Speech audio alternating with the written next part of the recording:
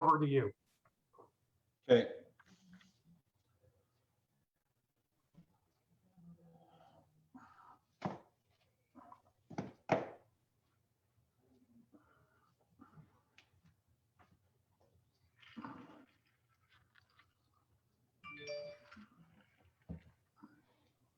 Good evening. My name is Doug McDaniel. I'm the Recreation Director for the City of Hobbs. This is the regularly scheduled meeting of the Community Affairs Board that is being conducted virtually. Kevin, Mr. Chairman, Mr. Negley, you may proceed with the meeting.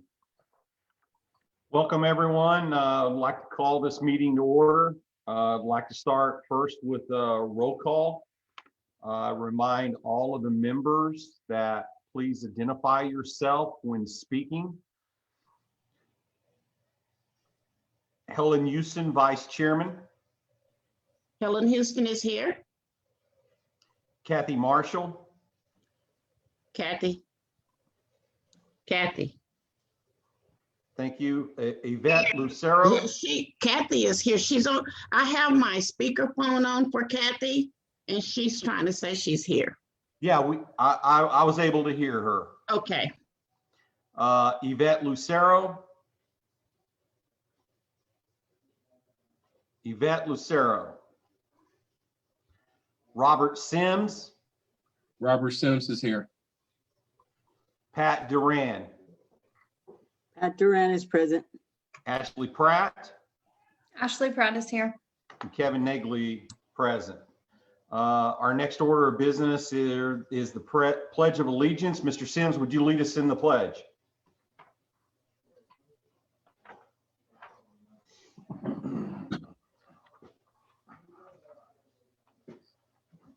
I pledge allegiance to the flag of the United States of America and to the republic for which it stands, one nation, under God, indivisible, with liberty and justice for all. All right, thank you. Our next order of business is a review of minutes from the January 12th, 2021 meeting. I believe everyone's received a copy. Has anyone not received a copy? Hearing none, I'd entertain a motion that we accept the minutes as presented. I move to accept the minutes as presented. That's Pat Duran makes the This is motion Pat Duran. to approve the minutes as presented. Do I have a second? I second.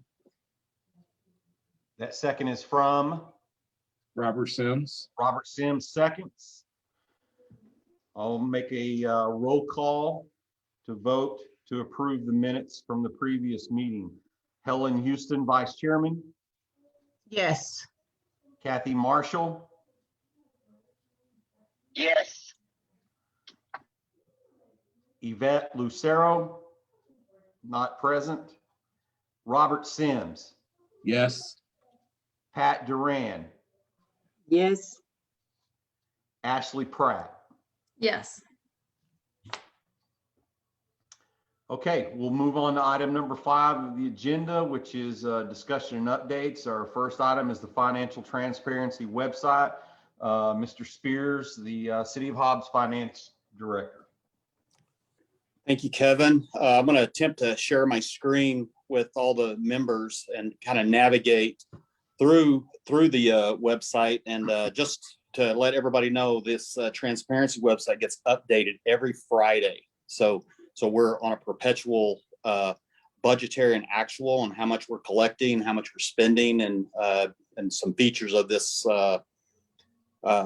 tool that the finance department has had for a couple of years. So it helps, from a budgeting standpoint and kind of see where our budgeted projects are, what vendors we're paying, and kind of gives an overall perpetual view of the city's financial position. So I'm going to share my screen, and it should show hopefully the website. So if you pull up the hobbsnm.org website, you'll just navigate down to the right hand side, And you'll see these graphs here, the blue and the green. And so you'll just click on the website and it'll take you to Hobbs Open Finance.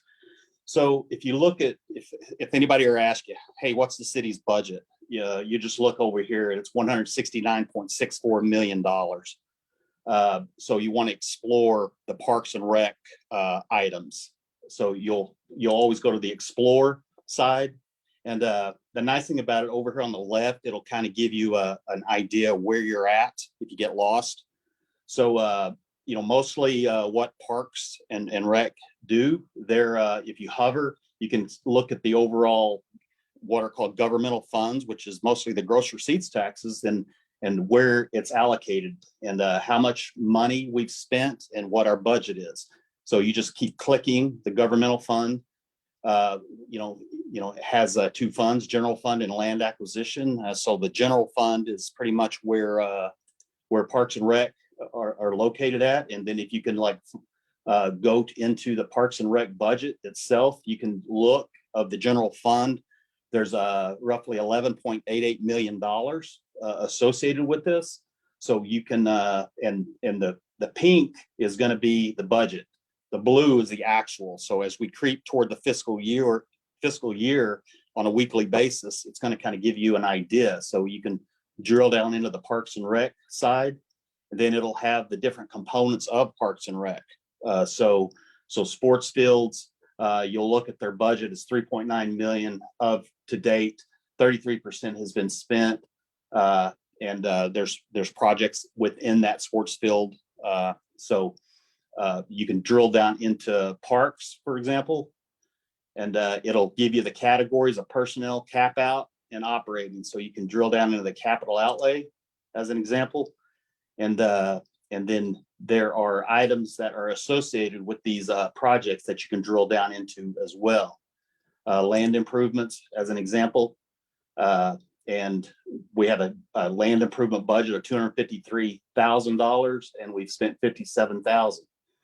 So, and like I said, over here to the left, you can see the node. You can click on each one of these items and go back to where you were. So you want to see what payments we made, the $57,000. So we have what is called a checkbook up here to the top right, the top corner up here. So you can go back and it'll open up another tab in the website. So you'll have two tabs open to the left where you were, and then it'll talk about it'll show you the different categories of the checkbooks. So Parks and Rec, if you click on the Parks and Rec side, and we'll hit the parks again, and then we'll go to capital outlay, and then you can look at the vendors that we paid through the cap out by vendor. And then you can pretty much drill down into the Ramirez side and look at the checkbook, and you can look at each payment that we've made. So on September 29th, we made payments of September 29th, August 29th for those. So that pretty much is kind of the breaking down directly into the general fund, the general ledger of the city. So and if you ever get lost in this, the nice thing about it is you can pretty much exit out like any window you have, and you can go back to where you were on the land improvements, and then you can hit return to open finance, and you're back to where you started from when you first started. So you want to look at the core, for example, the revenue generated. So we anticipate 107 million. You can do the same way. And the core is a little bit different because they're in a special revenue fund and they have their own fund. So special revenue fund, and then we talk about the health wellness and the reason we name it this is as we remember when we first started out, the core, we had bonds issued from New Mexico Junior College, so we had to label the bonding of Health Wellness Learning Center for the bond structure. So that's why it stayed in the general ledger that way. So you can look on what we anticipate we're budgeting. So we have charges for services for the core of 1.974 million. That is our revised budget, and we've collected 38% of that. And interfund transfers, we budgeted around 61%. And then you can look at the actual as it compares to budget, with COVID. So you can do the same thing for the revenue. So you can drill down in the charges for services. And then it's got all the categories that we track, all the way from the resident family memberships to New Mexico Junior College appropriation, and where we're at from a pink to a blue in the categories on the revenue. And then you can come down here and get, and all these are downloadable into Excel spreadsheets. So you can download these pretty straightforward. Again, we go back and we can get to the return to open finance. And the nice thing about this is you can pull down, let's see. I want to go one more step, and you can pull down multiple years. If you want to see what we did in 2020, you can pull this down through 21, 20, 19, 18, and it'll give you the same. So you just got to choose which you want to research on what the city's done in the past. You can look at the expense. You can go by function, department, category, subcategories. So you can dictate how this is going to go. So I'd be happy to answer any questions. It's you can't break it. You can go in there and do what you need to do. Find out what the budget is, where we're at on projects. It's just trying to make everybody aware of this tool we have. So I'd be happy to answer any questions. And I'll stop sharing if everybody's. Yes. Do any of our members have any questions for Toby?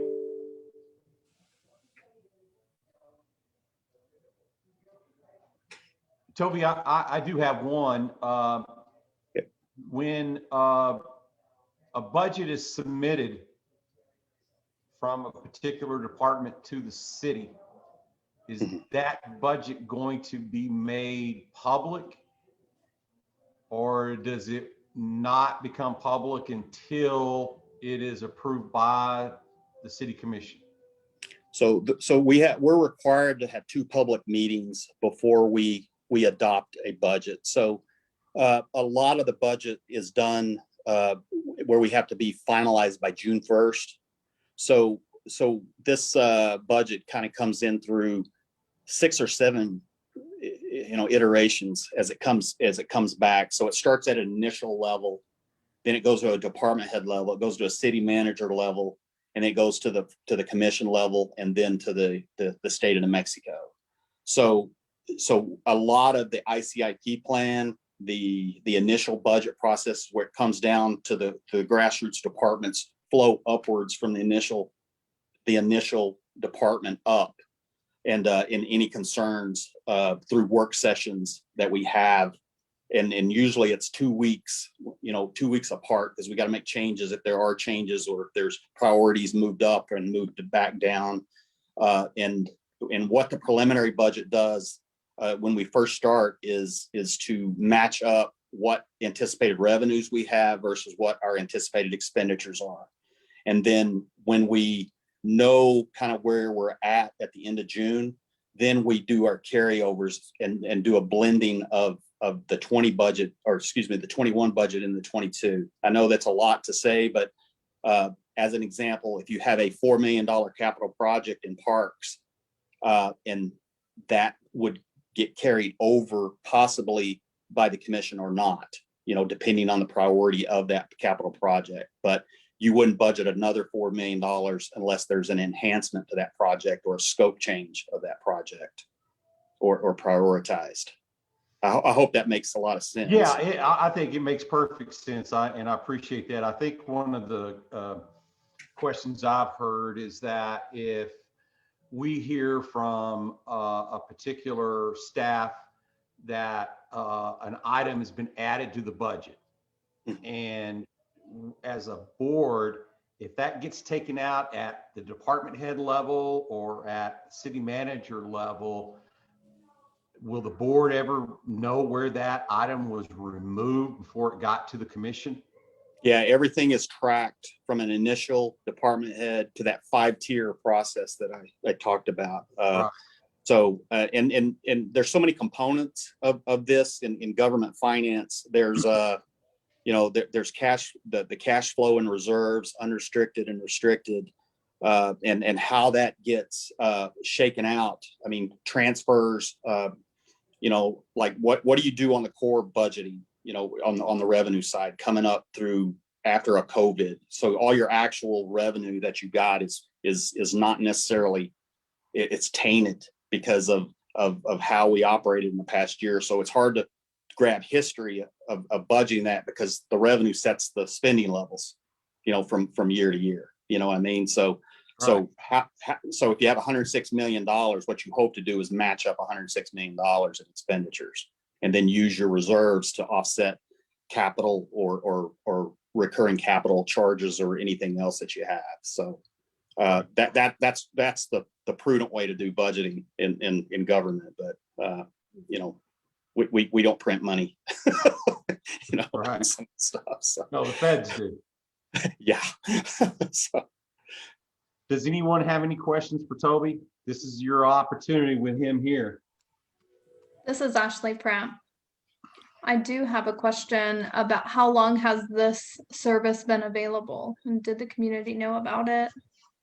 Yeah, we've had a couple of commission meetings. I've presented at different meetings. We had I have presented it, but I'm just now going to every board, every department meetings, and just kind of giving everybody, because they're just, it reduces the IPA request. I mean, you wouldn't believe how many IPA requests we had before this service. So you're wasting money. You're doing this, you're doing that, and then you just throw it out there in the transparency, and you're going, all right, so here it is.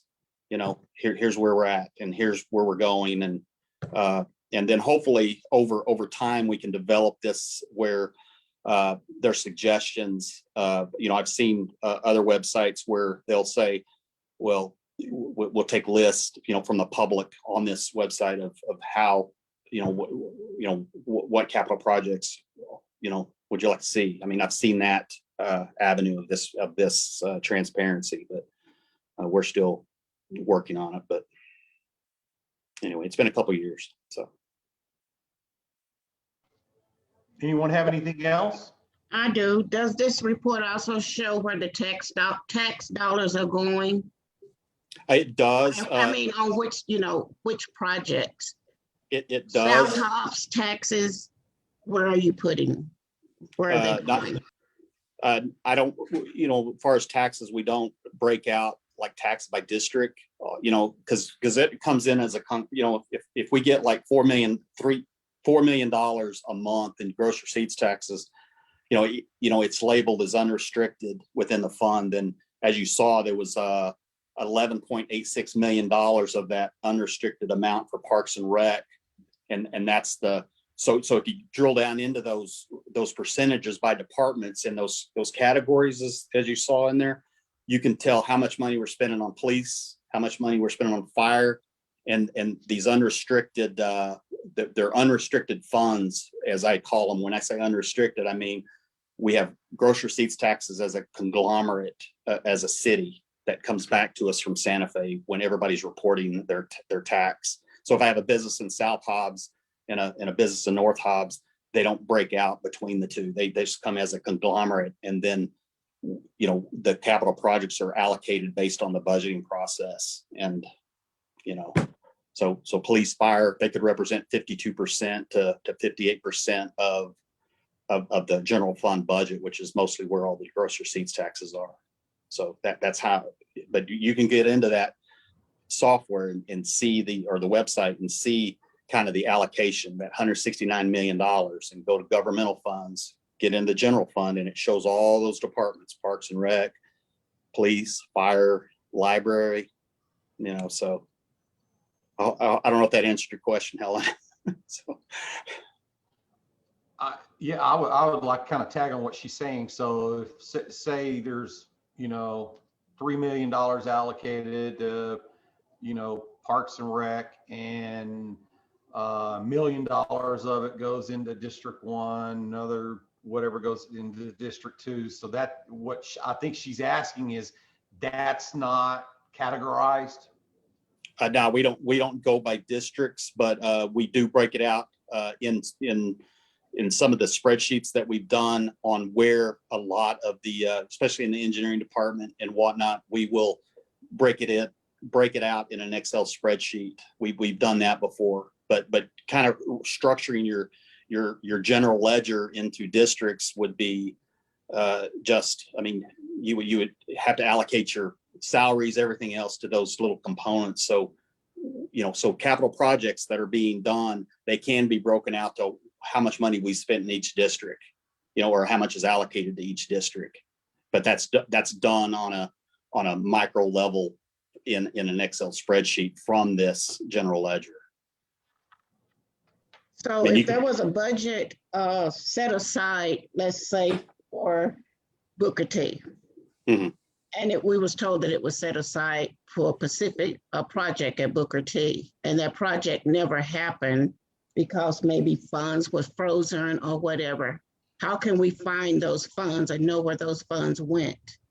Mostly And it's going to be, Yeah, and why wasn't the project completed if it was budgeted?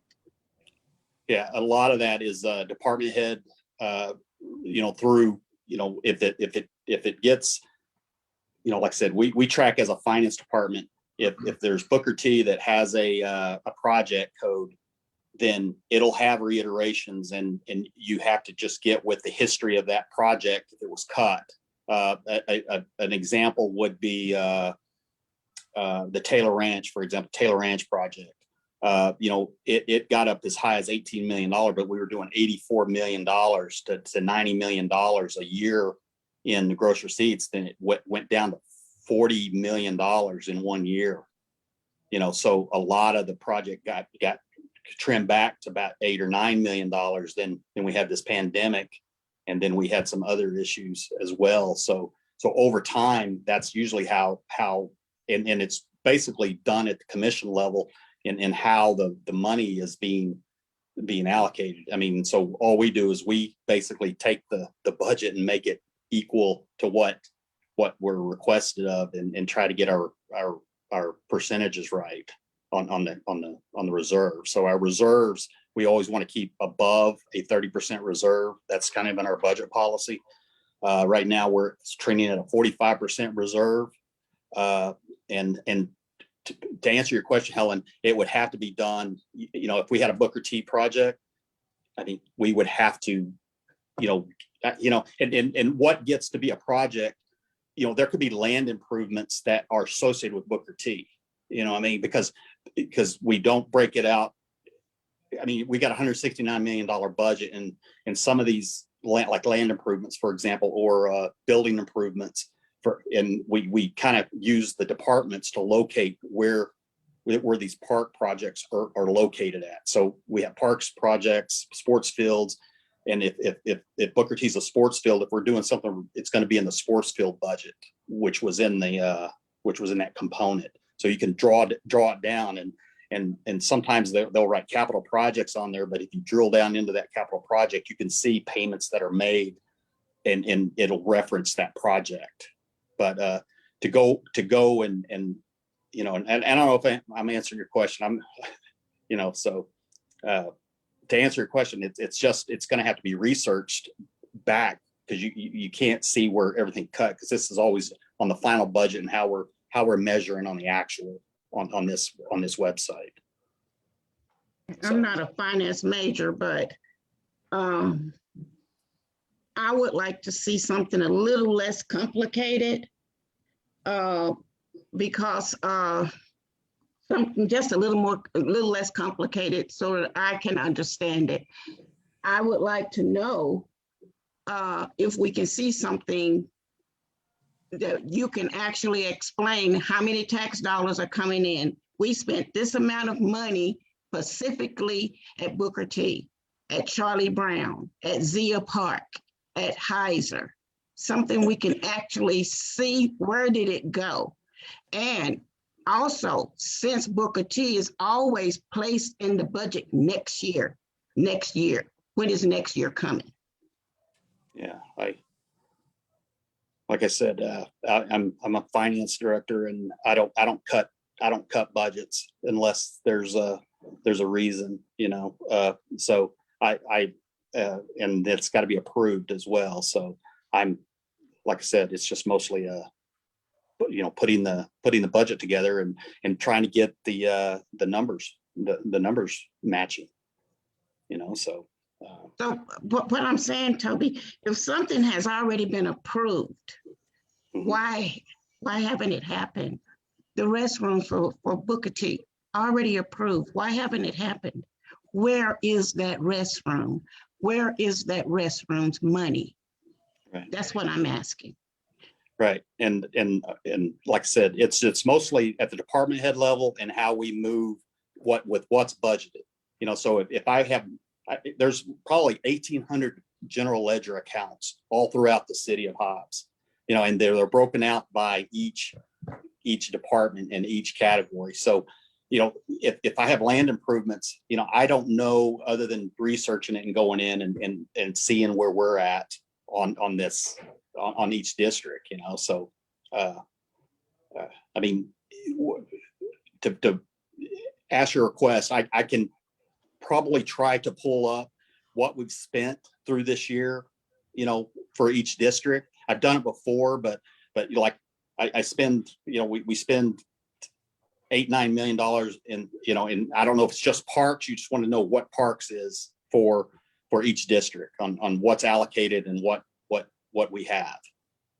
Like Heiser, Humble. I mean, there's projects in that area, but Booker T might be in land improvements, which is a conglomeration of a lot of projects. You know what I mean? Because there might be a $10,000 project that gets lumped into an overall aggregate of $300,000 worth of projects. You know what I mean? So that's kind of what I got to rely on Brian and Doug to kind of research and kind of see what we got. So. Ashley Pratt, I have a suggestion or a comment regarding that.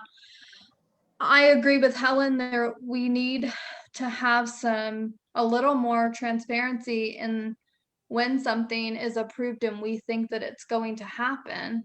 We express that to the community that a project is going to happen, and then we don't see it come to fruition, and we also don't get an explanation. I think that if the staff reporting of each of the budget departments not budget departments, but each of the departments were speaking about the upcoming projects that were going to happen. We seem to talk a lot about what has happened in the last 2 months and what we have accomplished. Maybe if we start talking about what is the plan for the next 2 months on into summer, and we have a little more accountability held, so that when summer gets here and each department says, I was going to put a bathroom here, I was going to fix that splash pad, and we can reference back to those things and find out what got done.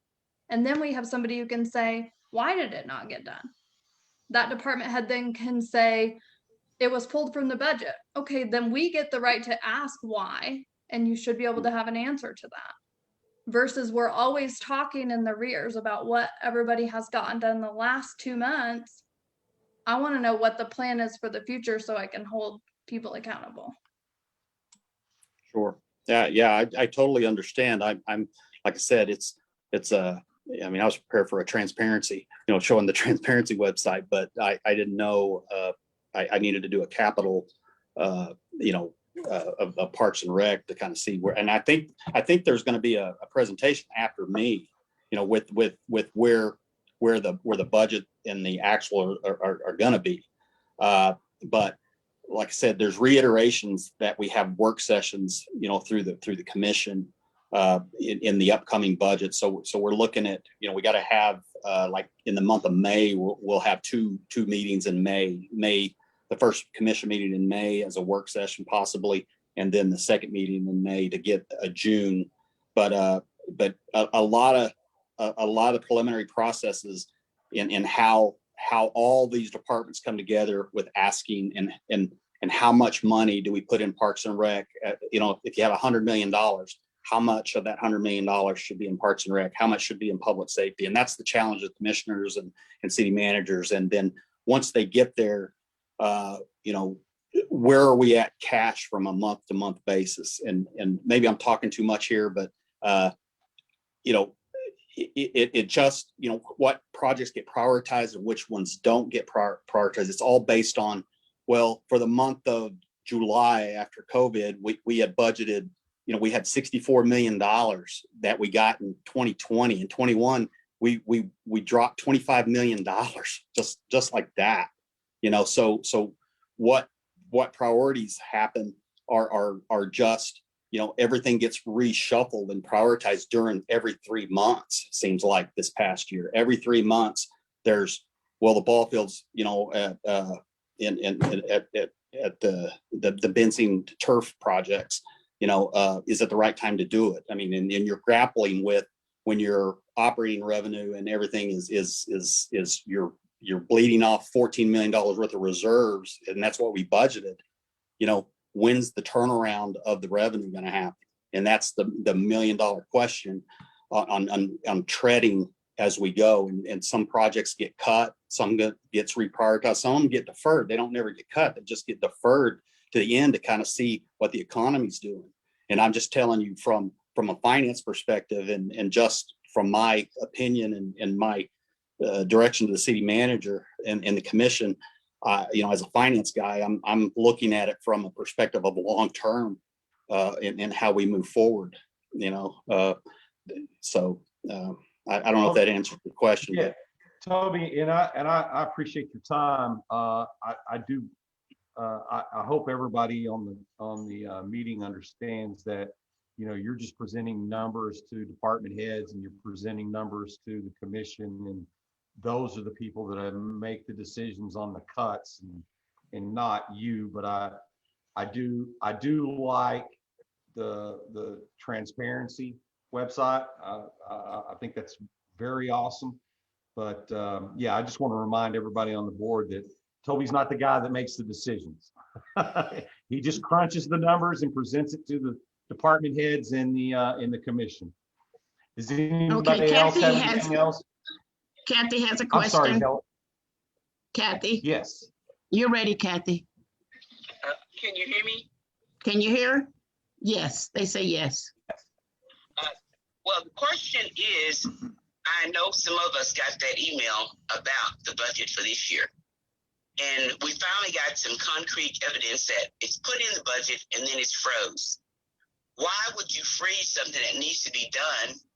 And then now you go to Del Nardi, you build them a whole new playground, and that didn't seem to get freeze. Why? Anything we do, and you know what it all boils down to is structural racism. It's what we're doing. We've done it in Hobbs a long time. You know, y'all build structures everywhere north of town, and when we come this side of town, south of town, it's always put together, thrown together, given a bucket of paint. It's what we started with. So what we're asking is, hey, tell us what you're doing with the money and why you're not. Taylor Ranch is, like you say, a prime example. All that money for Taylor Ranch and no one can say where it's at. That's ridiculous. And we're supposed to be a city and we're supposed to be growing and getting bigger and stuff, but we still have this structural racism where you just kind of like, what you do is, it's called environmental racism, where you make the environment in one place so bad for one group of people, but you make sure you keep the other section of your community growing. And that's what you've done in Hobbs. And that's what you're doing now when it comes to Parks and Rec.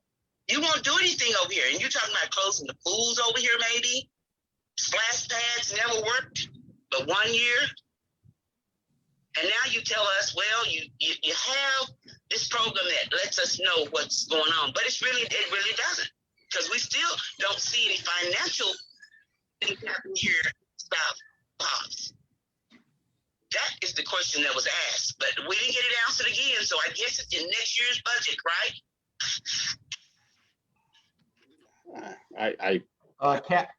Kathy, please hold that thought, because I want you to bring it up again on the next item on the agenda. I don't think that's Toby's department as far as decisions to take stuff out of the budget. I think that probably needs to be answered in the next two items on this agenda. So please feel free to continue that question and ask it again. But unless somebody else has anything other for Toby concerning the transparency website, I'm going to move on to the next item. Does anyone have anything else for Toby? Toby, thank you. Appreciate it, Move guys. on to item B. Thank you. Thank you. We'll move on to item B, which is the budget overview for the Recreation Department, and then item C, which is the budget overview for the Parks and Open Spaces. And I think, Kathy, that your questions should be answered here. Doug?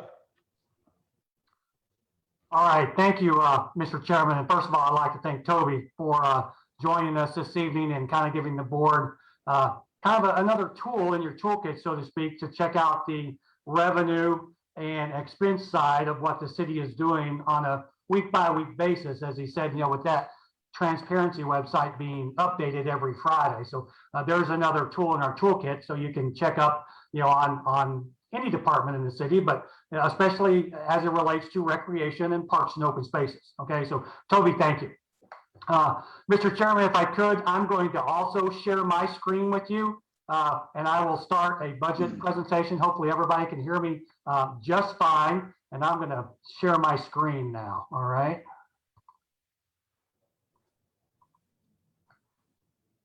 All right, hopefully everybody can see the presentation that's on the board now, and you can still hear me. Can you see the Recreation Department budget preview slide? Yes. Okay, great. So at our last meeting, it was requested of staff from the Community Affairs Board that we come back to the meeting this month with some information related to the current budget and then 5 years worth of capital expenditures. So I think Brian and I have both kind of gone back and explored what was spent for the last 5 years within our respective budgets. Hopefully we can answer some of those questions that have been asked previously in the meeting 2 months ago, and then during Toby's discussion as well. All right, so like I say, I'll be giving kind of a review of the Recreation Department budget. As you will remember, back a year or so ago, the department was split into two departments. Parks and Recreation became Recreation, and then Parks and Open Spaces. Okay. So here on the next screen, you'll see at the top, we have the fund, we have the description, what our fiscal year 21 budget was overall, what the capital budget or expenditures were budgeted at, the description of those capital expenditures, and then have we expended any of that money to date? Okay, and I'll just kind of go review this. So within the Recreation Department, we have several funds that are within the Recreation Department. Okay, the first of that being the Recreation budget, or 010330, which the 01 part of that indicates that it is funded by the city's general fund dollars, as Toby was talking about earlier. Okay, 0330 is just the budget account number that designates recreation. All right, so for the fiscal year 21, which will end June 30th this year, total budget for recreation was $1.447 million, okay, to include personnel, operating expenses. All right, capital within our budget was $10,000 for a new sound system. We have not spent that money. They may very well not spend that money. There have been, some items that we haven't moved forward with, as you'll see. And some of them, we've been waiting on for quite some time, just wanting to be sure it's the right time to make that expenditure. All right. So within the teen center, so now moving over to the teen center budget, It's 010332, has a total budget of $368,000 to cover personnel and operating expenses. Capital this year was $16,000 for fitness equipment, and we've expended $15,000 of that. All right. At the pools, our seasonal pools, we have a total budget of $1.574 million for salaries and operating expenses. Capital, we had two budgets within the pools, $407,400 for pool improvements. We've spent about $37,000 of that. And then we also have $213,631 for splash pad improvements. We spent about $35,000 of that to date. All right. Within the core, the Health Wellbeing Learning Center, as Toby mentioned, or is what we call the core, you'll see the number on the very left-hand side changes because it's a special revenue account. So it's not taking out the general fund, it's its own special revenue account. And you'll notice each of the next three lines have different numbers because they each have their own special revenue account, okay? So the core has a budget of $5.253 million for personnel and operating expenses. Capital this year was two expenditures, $15,000 for some floor maintenance equipment. We've expended $13,000 of it. $60,000 for landscaping for the art project out in front. We've expended $55,000 of that. All right. Over at the in our Older Americans budget, which is our senior center operations, 174017, total budget of $1.1 million. Their capital for this year is $70,000 for a new Meals on Wheels hotshot truck, and also $42,000 worth of infrastructure and security camera upgrades at the senior center. We have not expended any of that money just yet. Those items, I believe the Meals on Wheels hotshot truck may be expended in the very near future. The security cameras, we're going to proceed on that project probably in the next several days.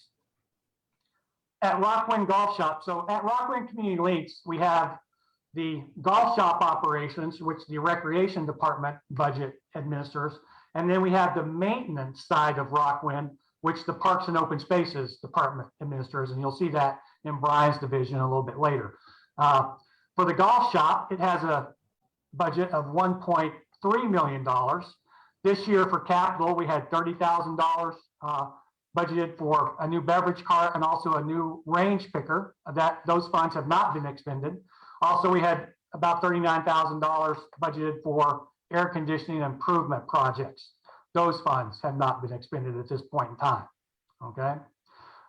Let me just real quickly, what's going to happen next is I'll go back through each of the last 5 fiscal years and track capital expenditures. But while we're on this page, it may be easier to answer questions related to this page before we move on. So if there are any questions of the board related to items on this page, I'd be glad to address those at this time. Doug, this is Helen. Kathy says she's in. She just needs you to let her in. She's waiting. Thank you.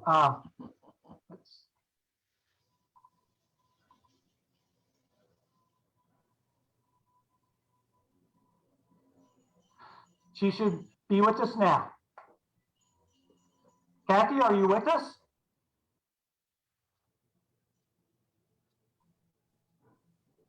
Kathy, can you hear us? Can y'all hear me now? Okay. And let me turn my phone off. Yes. Yes. Okay, I'm here. All right. All right, welcome, Kathy. Glad you can make it.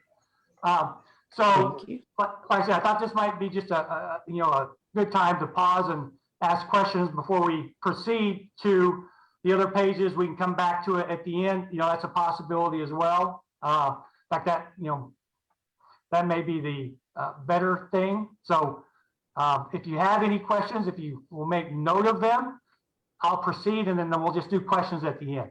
All right. And we can always come back to the screen, and eventually I'll stop sharing and Brian can take over. Okay. Then, sorry, I clicked one too many times. So in the So now you'll note we're back to the fiscal year 20 budget here, all right? And so these were the capital expenditures that were made within the recreation department during fiscal year 2020, all right? So recreation had none. The teen center had some funds that were expended for a new gym divider curtain and some fitness equipment. Our seasonal pools spent about $6,300 on improvements at Jefferson. I believe that was related to a new controller. The core had zero. Being a new facility, we just didn't have any capital improvements just yet. The senior center had 2 expenditures last year. Some improvements at the meal site, which is the old Will Rogers Gymnasium, that we made some improvements on that we used for the congregate lunches in the restrooms and the office space at that facility, and also about $6,000 of fitness equipment. The golf shop had about $420,000 expenditure. We replaced the golf cart fleet, okay, in the fiscal year 2020. All right. For 2019, we had 0 capital expenditures in recreation. The teen center had about $7,000 in office furniture. The pools, our seasonal pools, refurbished some of our hyzer pool features at $17,600. We also replaced a pump at Humble for $13,300. The core had some capital expenditures in 19. We purchased some additional furniture for the facility to be used for the facility rentals here at the core that we just were not included in the original considerations. The facility rentals just kind of went through the roof there. We needed more chairs and tables. We purchased some additional bleachers to use during swim meets. And we also spent about $163,000 in what is furniture. Gosh, I'm drawing a blank here. Furniture, fixtures, and equipment, FF&E.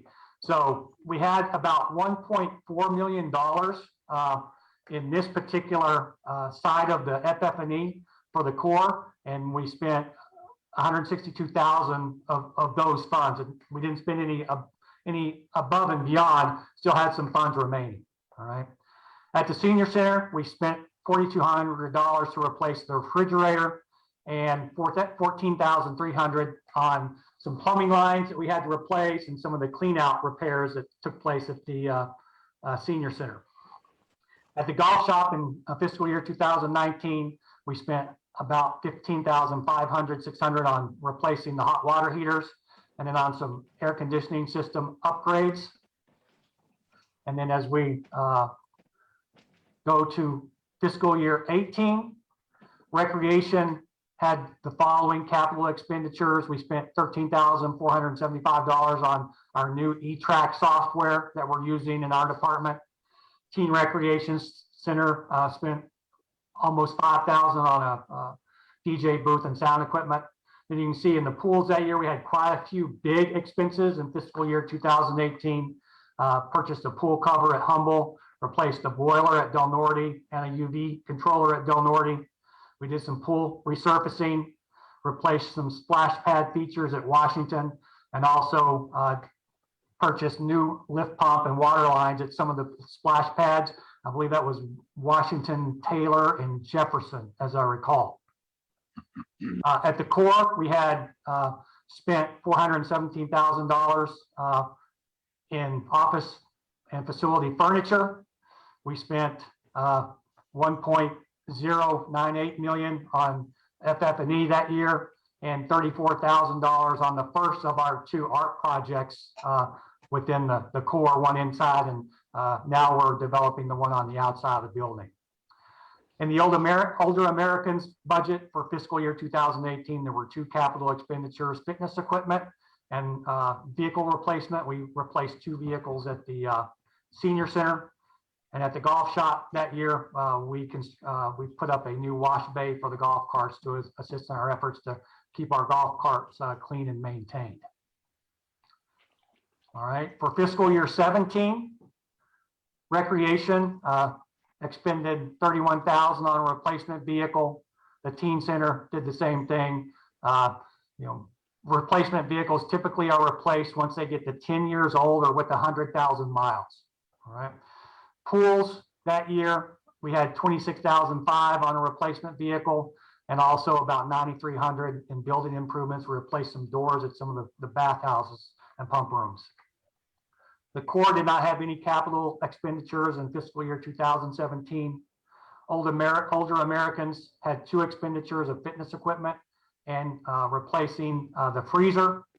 The golf shop did not have any for fiscal year 2017. For fiscal year 2016, which is the last of the 5 fiscal years here, recreation had 2 capital expenditures: solar composters for use at the community garden, some sound equipment that we use at some of our special events. Teen recreation did not have any expenditures that year. Our seasonal pools had 5,800 approximately in landscape improvements in Humboldt, and then another $27,000 in vehicle replacement, replacing a vehicle that was in the fleet because it had aged out of the fleet. The Corps did not have any. Older Americans replaced some vehicles in their fleet. The golf shop had 2 expenditures that year to upgrade the clubhouse sound system, and also purchasing some teak furniture for the patio for use at by the Rockwind Grill. All right, so those were the capital expenditures within the recreation department for the last 5 years.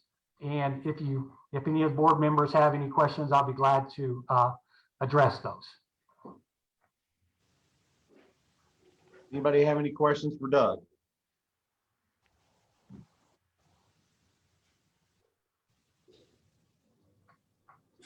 Hearing none, we'll move on to item C, which is the budget overview for the parks and open spaces. Brian, you're up. Hi, Brian Wagner. Good evening, everyone. Brian Wagner, Parks and Open Spaces Director. I'm going to do the same thing on mine, share my screen as well. Mine's set up a little bit different than Doug's, but we'll get going here. Let's see here. Share screen. 1. Okay, I got to remember how to flip. There you go. Everybody see that? Can you hear me? Yes. Hello? Yeah. Okay. Yes. All right. Can you see the main screen there? Okay. So this Parks and Open Space budget review, 5-year history of the capital expenditures. The 5 divisions that is in our department is cemetery, golf and trail, Harry McAdams, parks and sports fields. Cemetery between 2016 2021, FY16 we spent about $240,000. There was a vehicle replacement in there, new backhoe, some structural improvements on an alarm system. The structural improvements there was for I believe the chapel. Let me turn that off. Land improvements, solar street lights for about $50,000. Removed 79 elm trees there for about $50,000. Garage door repair, landscape materials, flagpole, a flagpole light. 2017, almost $50,000 in capital expenditures. Equipment over, landscape materials, land improvements, trees, chapel improvements, $44,000. 2018, we spent about almost $78,000. Gas and paint, safety cabinets, rock. That was the columbarium, new project. So that was where a lot of the money came from that. 2019, $48,000. Repairs to one of the vehicles that was damaged.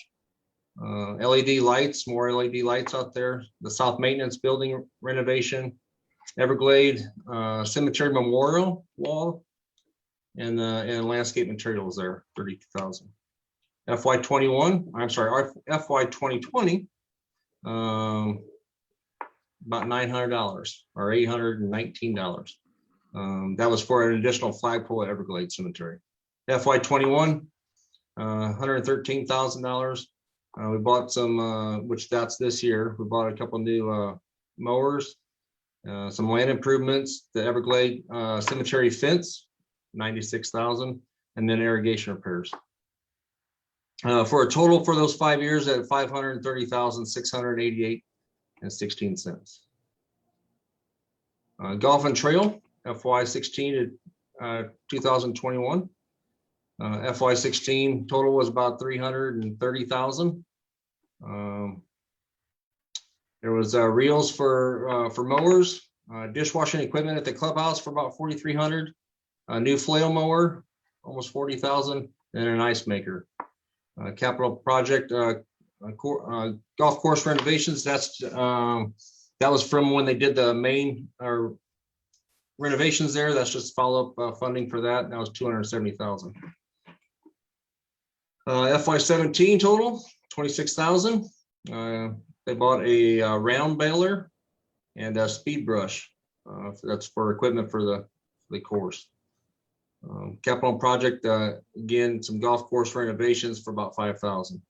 FY 2018, $6,300, and that was part of a carport they've constructed there for $6,300. 2019, $529,000.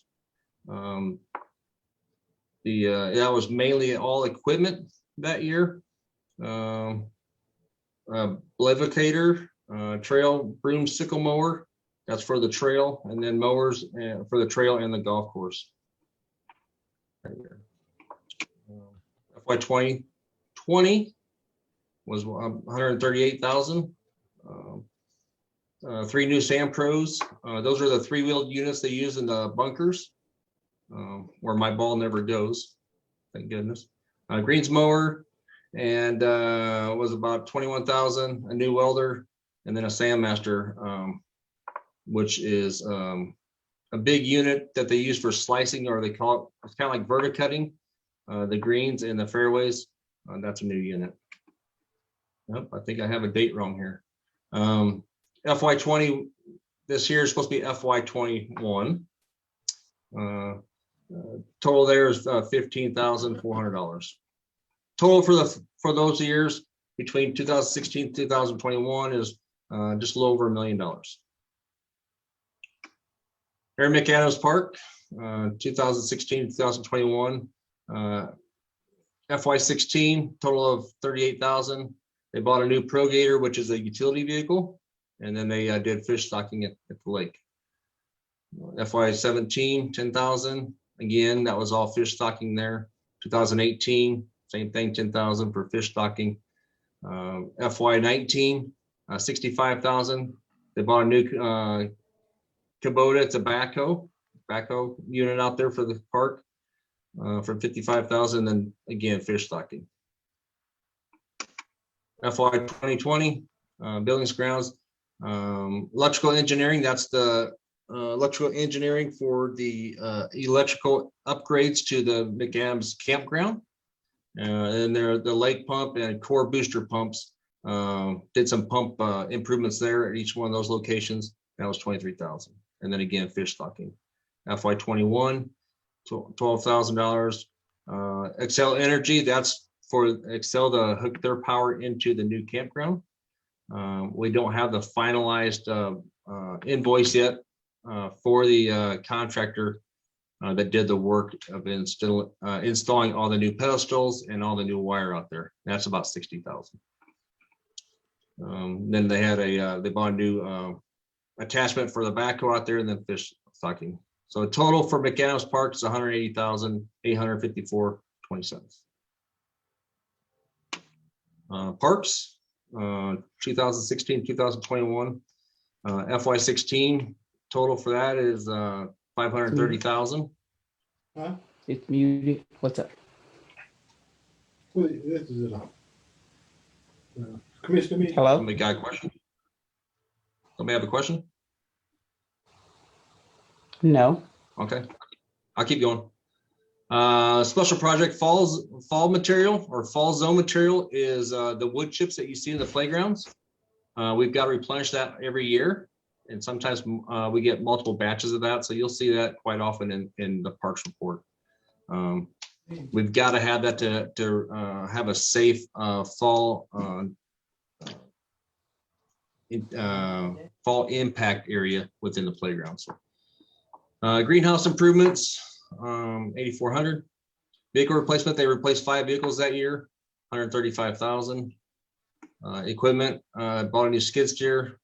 The JD Wham, that's a wide area mower for 49,000. And then 4 Hustler mowers, those are 0-turn mowers and a cement mixer. Land improvements, the maintenance shed, 40,000.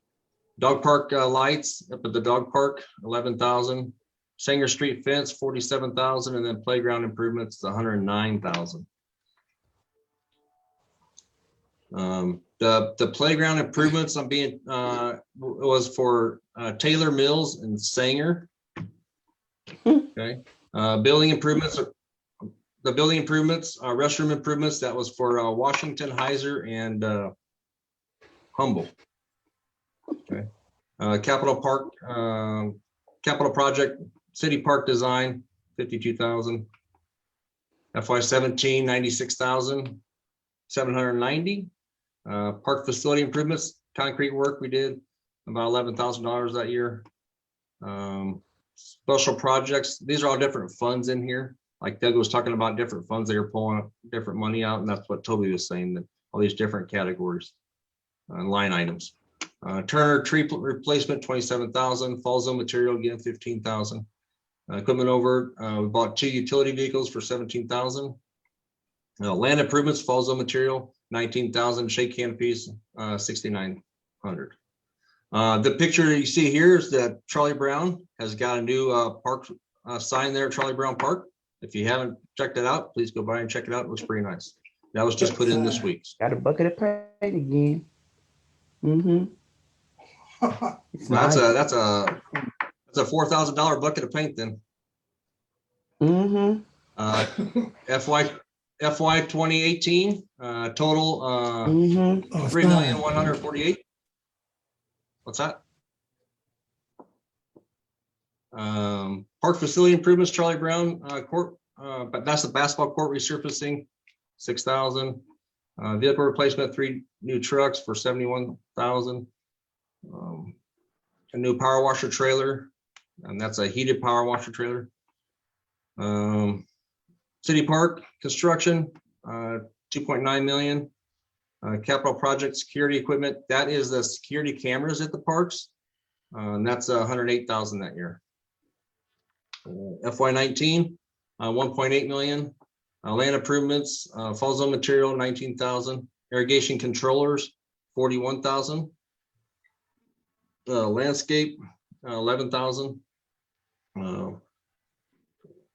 Playgrounds, 34,000 we spent. City park construction, 1.5 million. That pretty much sums that up, that construction project at City Park. And then security equipment again, 197,000. That's the security cameras that are at the park that are linked through Eagle Eye. FY 2020, 307,000. Just the playground install at Ranch View Park. Concrete at the Ranch View was 4,900. Then a Snyder sidewalk right next to this, which is just south of City Park there, connects the two together, 5,900. Turner trash cans and benches, 16,000. Land improvements landscape, 7,100. Playgrounds, 173,222. Security equipment again, 93,000. FY21, 245,000. Park Terrace, top rock, 7,800. That was from a arson that burnt up back in December, I believe it was November, December. That's a play feature at Park Terrace Park playground area. replacing that. Hobbs Express trash cans and Charlie Brown sign, the new sign there, Charlie Brown, $9,800. Purchased a new zero-turn mower, Kubota mower, 3 trailers and a truck bed. Land improvements, fall zone material, $28,000. Backstops are for the baseball or softball backstops. You see the 3-sided fences behind the home plate. That's the backstops. Putting some new backstops in. Landscaping, $19,000. Delnori play, $36,000. That was part of the new playground. Capital projects, playgrounds, $43,000, and then security equipment, $35,000 we've spent. So a total for the last 5 years for parks has been 6.1 million, almost 6.2. Sports fields, 2016, 67,000. They bought a new Pro Gator, and then they did completed some baseball complex upgrades for 42,000. 2017 bleacher covers, 8,300. And then again, some fencing over there at the baseball complex for 10,000. Am I missing a year in there? I'm missing a year in there. 2019. Oh, I know why. 2018, they didn't have any expenditures. 2019 was 548,000. Bought a new mower, 2 new mowers. One's a real mower, one was a finish cut mower. Bleacher covers, and then again, the parking lot resurfacing at the sports complex out there was 485,000. 2020, 87,000. Turf sweeper, 7,000. That's the turf sweeper for the artificial turf fields. Bleacher covers, 6,600. The Skyway shade, if you haven't seen that out there at the Zeaplex, that's pretty cool looking. That's 73,000. FY21, 117,000. There's a John Deere tractor, fertilizer spreader, and then the Skyway shade installation was about 40,000. So total for that from 2016 2021, 840,000. That's it for the 2016 to 2021. The current FY 2021 budget for Parks and Open Spaces. This is at Ranch View Park. If you haven't seen that yet, that's a little playground that was just put in. We talked about that already. Cemetery, their budget this year is 801,000. Golf and Trail is 2.4 million. McAdams Park is at 119,000. Parks is 3.7 million. Sports fields, 3.9 million. And then a total for the department is 11.7 million. Capital expenditures for 2021, this current year we're in. Cemeteries has office renovations, doing some irrigation improvements. They bought the 2 mowers like we talked about earlier. They have working on getting a new casket carrier and a transport car out there. Golf and Trail for this year is the drainage master plan was done back this past summer. That's completed. Signage in there, new fairway mower, fertilizer spreaders, dump trailer, utility vehicles, UTVs. McAdams campground electrical upgrade, and that will be was supposed to be get the final inspection today, and we're hoping to reopen the campground, or we plan to open the campground this Friday. So the campground will be back open again at the 25% level we can do. Looking at 5 spots will be available. Okay. And that's kind of exciting because the new pedestals out there have a 20, 30, and 50 amp access or power supply out there, where before we only had 20 and 30 amps. They have the walk bridge renovation, the aerial lift, a wide area mower, and a maintenance area securement, and some improvements. For parks, we have a playground at Washington Heights going in. Resurfacing at Jefferson Basketball Court, the Charlie Brown sign, that's done. The relocation of the pavilion there at Charlie Brown, a new mower, aero board, a couple trailers, mower deck for right-of-ways, for the ditches and the right-of-ways, security camera upgrades, City Hall landscape project, and the backstops. Sports fields, artificial turf project, tractor, fertilizer spreader, blower unit, grapple bucket, lighting repairs at Zia Sports Complex, and a new transformer power supply repairs at the Zia Plex as well has been completed. And then Skyway shade installed, and that's completed. The artificial turf project, just so you know, that has been on hold since COVID started. So we're still on hold until we until further notice. I'm not sure when that's going to be up, back, and going again. These are the potential projects we have laid out for FY22.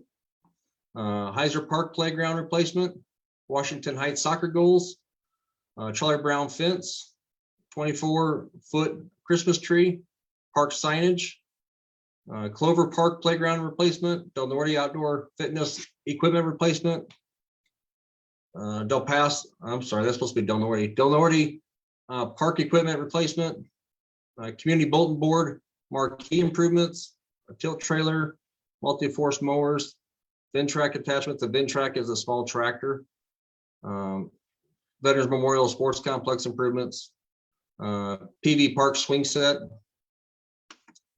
Continuing on the next page is Snyder Park Pavilion replacement, cemetery irrigation filtration system, Prairie Haven Memorial Park, cemetery east side fence, Del Paso medians, some improvements there on the south side of town.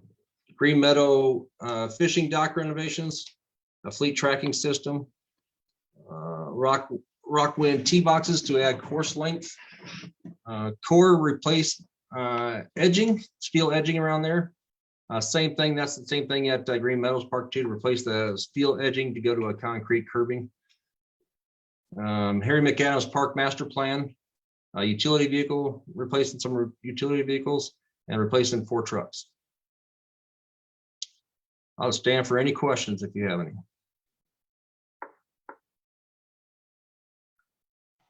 Does anyone have any questions for Brian? I have quite a few written down. I'll go through the short ones first. What is And Ashley, just real quick on that, I will be more than happy to send this to you too as well. If anybody wants a copy of this, I can email it to you. Yes, I would love to see that. I'll send it to everybody. I'll send it to everybody just so everybody has one. Please do. Okay, go ahead. Thank you. Number one, thank you for the details. I would like to know, you said there's still an outstanding invoice of $60,000 for the electrical. Did you say 60,000? Yeah, I'm trying to think of right off the top of my head. I think it's right about 60,000 is what we awarded to IPS contract, Okay. and that's for the project, the installation of the wire and all the pedestals at Harry McAdams Campground. Okay. What, I want to say thank you for the sign at Charlie Brown Park, because that was going to be my biggest complaints today, was just there's not a lot of signage at any of the parks, in my opinion. I think there are at some. I was glad to see that, but I also, some of them look very much like they're connected to the schools. And so I think as a new person coming into town and Googling parks, I think we need to do a better job at getting the signage out there. So I'm glad that's in there. What is an aerial lift?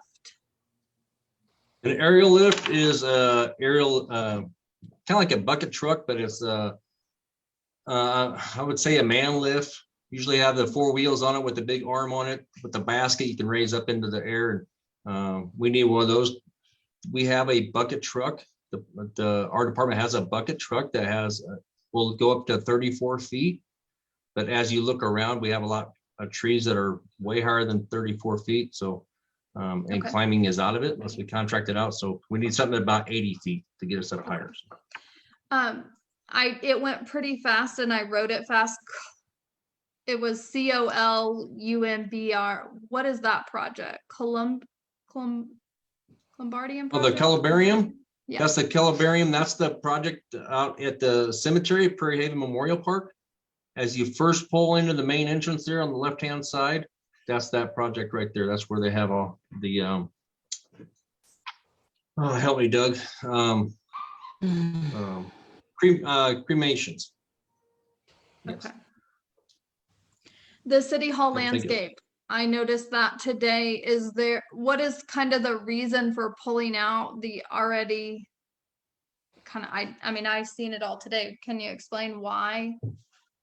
Yes, that was something when I first came here that we talked with the city commissioner, a couple of city commissioners, the city manager about redoing some of the landscape.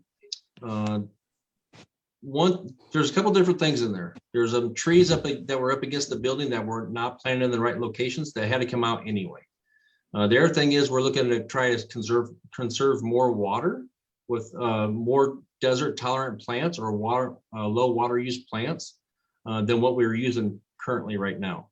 So we're putting in some different planting material, different plants, some smaller trees, planting right-sized trees for the region and for that building. So we're redoing it. The irrigation system that's currently in place, and I wish I had some pictures, but I'll try to get some pictures of it. We use a lot of Netafim, they call it.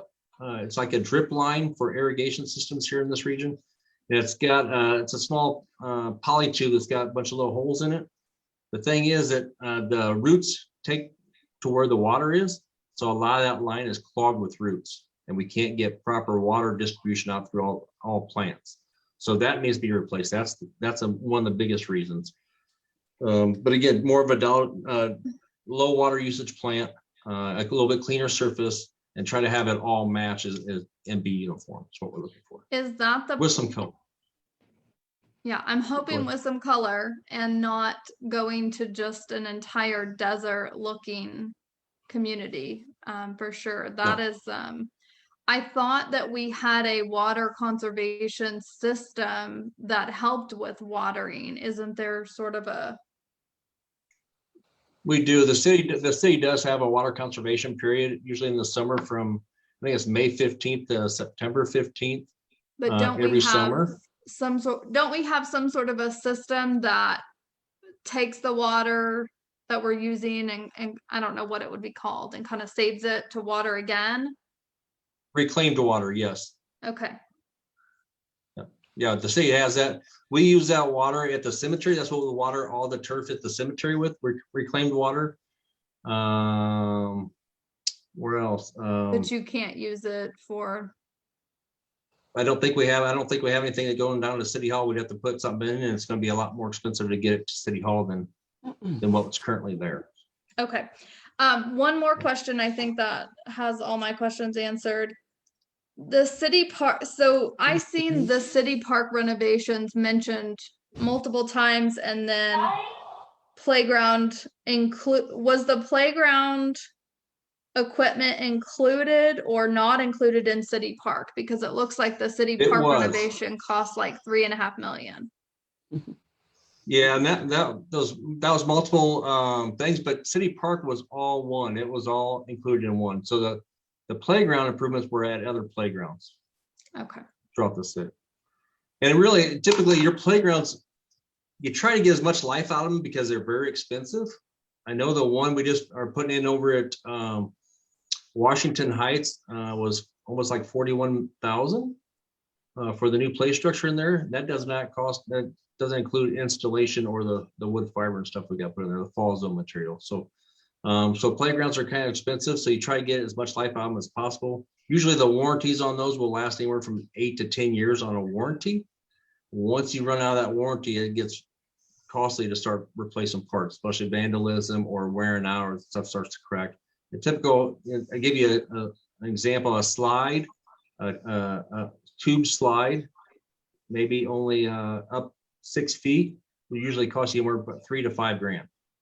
Okay. For one slide to replace. So we want to try to get our playgrounds more up to date as much as possible. And I think they've done a good job at that. The last one that was the oldest in the city was at Del Norte Park. That was the one we just recently replaced this past summer. And I think that was, if I remember, I think 18 years old. That was the oldest one in the city. So we're doing pretty good on that. Okay. I think that's all my questions. If anyone else has some. Okay. Thank you. Yes, I noticed. Can you hear me? Yes, go ahead. This is Kathy. And thank you for the sign. It is nice. And thanks for the other work you've done in the parks around and the Booker T. Washington Heights Park. Is that the new jungle gym that was on the left-hand side by the splash pad? Yes, ma'am, it was. Is that what you're redoing? Yes, ma'am. Okay. And I noticed we didn't have anything in there this year about the bathrooms. Or are they replacing the splash pad or are they just going to work on it? The splash pad itself, or are you talking about the restrooms? Yes. The splash pad itself, that falls under recreation under Doug. Mhm. But the restrooms, from what I've understood, I had a conversation probably a month ago or more with Commissioner Fields and the city manager. And from what I understand, the restrooms were not approved to move forward with a second set of restrooms at Booker T. Washington, or I'm sorry, Washington Heights, we call it, on the east side of that street there. So, but if we need to relook at that, we can down the road. What about the Most original restroom? What's going to be done with it? We're going to keep that. As of right now, you probably know with as we were in the red and the yellow, have kept all public restrooms closed at this time. And as we get into the green, we're hoping to open everything back up. But I think it was Helen and I talked, and I think when Commissioner Taylor was still in office, I think it's for Juneteenth, we did a bunch of research on the restrooms. We had utilities come out, camera all the lines, check everything out to make sure those were operational. I know you've all had some problems in the past. That was my troubleshooting method. That, hey, we need to scope everything. We need to camera the lines. We need to check everything to make sure what's going on. I hate to say it, it happens at all public restrooms. You get stuff that's flushed down there that shouldn't be flushed down the toilets, and that's where you get backups and clogs and this and that. It's just public restrooms just get heavily vandalized, and I don't know why that is, because when you need it when you're at the park. So, yeah, as of right now, I believe everything is good to go, except for with the cold snap we had a few weeks back. Our list, we have about 8 toilets and urinals at multiple locations that are busted. We have water lines that still haven't been repaired yet. Our city staff are trying to get around to repair everything as fast as possible. But as you can only imagine, we had multiple things happen during that week in that time period that they're still trying to fix and get things up to par. So hopefully I answered your question. And I noticed we've talked each year about refurbishing the basketball court and maybe doing some update basketball goals at that area too. And we're still not working on that. Okay, you're talking about Booker T. Washington, right? Yes. Okay, I'll put that on my list.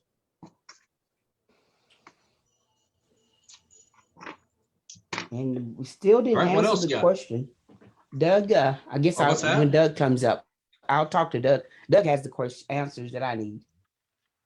He said, Kathy, Doug's I'm already- sorry. Yeah, Kathy, Doug's already finished with this presentation, but feel free to ask him a question. okay, he said the water park and stuff was not his. Right? He No, doesn't handle that Kathy, part of it. The splash pads and the seasonal pools do fall under the recreation department's budget, all right? Some of the parks at some of the school playgrounds, and then all the parks within the city that are city-owned are parks and open spaces items that are maintained and cared for out of their budget. as it relates to the Washington Park splash pad, we have $213,000 in the budget this year. We've spent about $37,000 of that to repair some of the pads themselves, some concrete work, some of the pads. That's all the work we've done at this point. We're waiting to see the results of the feasibility study. So staff has kind of considered two options for Washington Park previously. Do we, refurbish the features that are there? Do we add some features? And we've actually gone out and, they've gotten some pricing on adding some new features to the Washington Park splash pad in terms of a dump bucket and then one of the little, I'm going to call it a lazy river, but I think it's actually called a water table, similar to what's at City Park, where toddlers and infants can sit down and the water runs along the ground and they can sit and play in the water.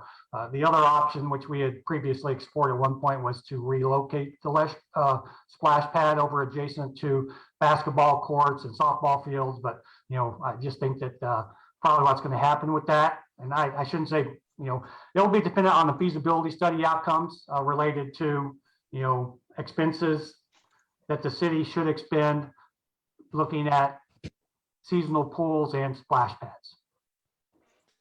Okay, one other question too is, I noticed you talking about filling in the playground area and the sand and I guess the mulch or whatever you use. Do you not just go and look at all the parks and see if that needs it? Because Booker T's needed for 2 years and that's before the pandemic.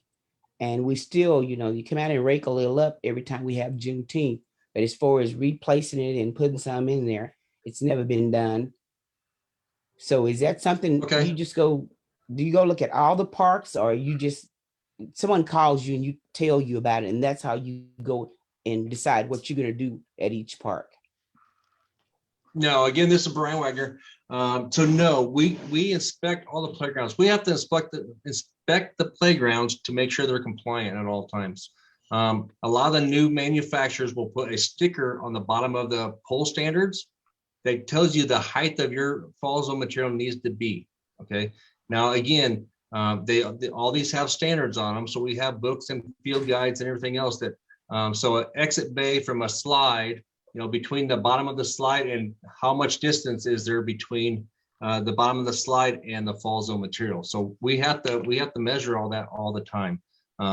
If it's down with outside the fall zone area, we don't worry as much, but we still want to fill it in. So I will take a look at that myself and make sure that we're up to par there. But again, we got all these different standards we've got to meet, and we do it all citywide. It's not just for one playground.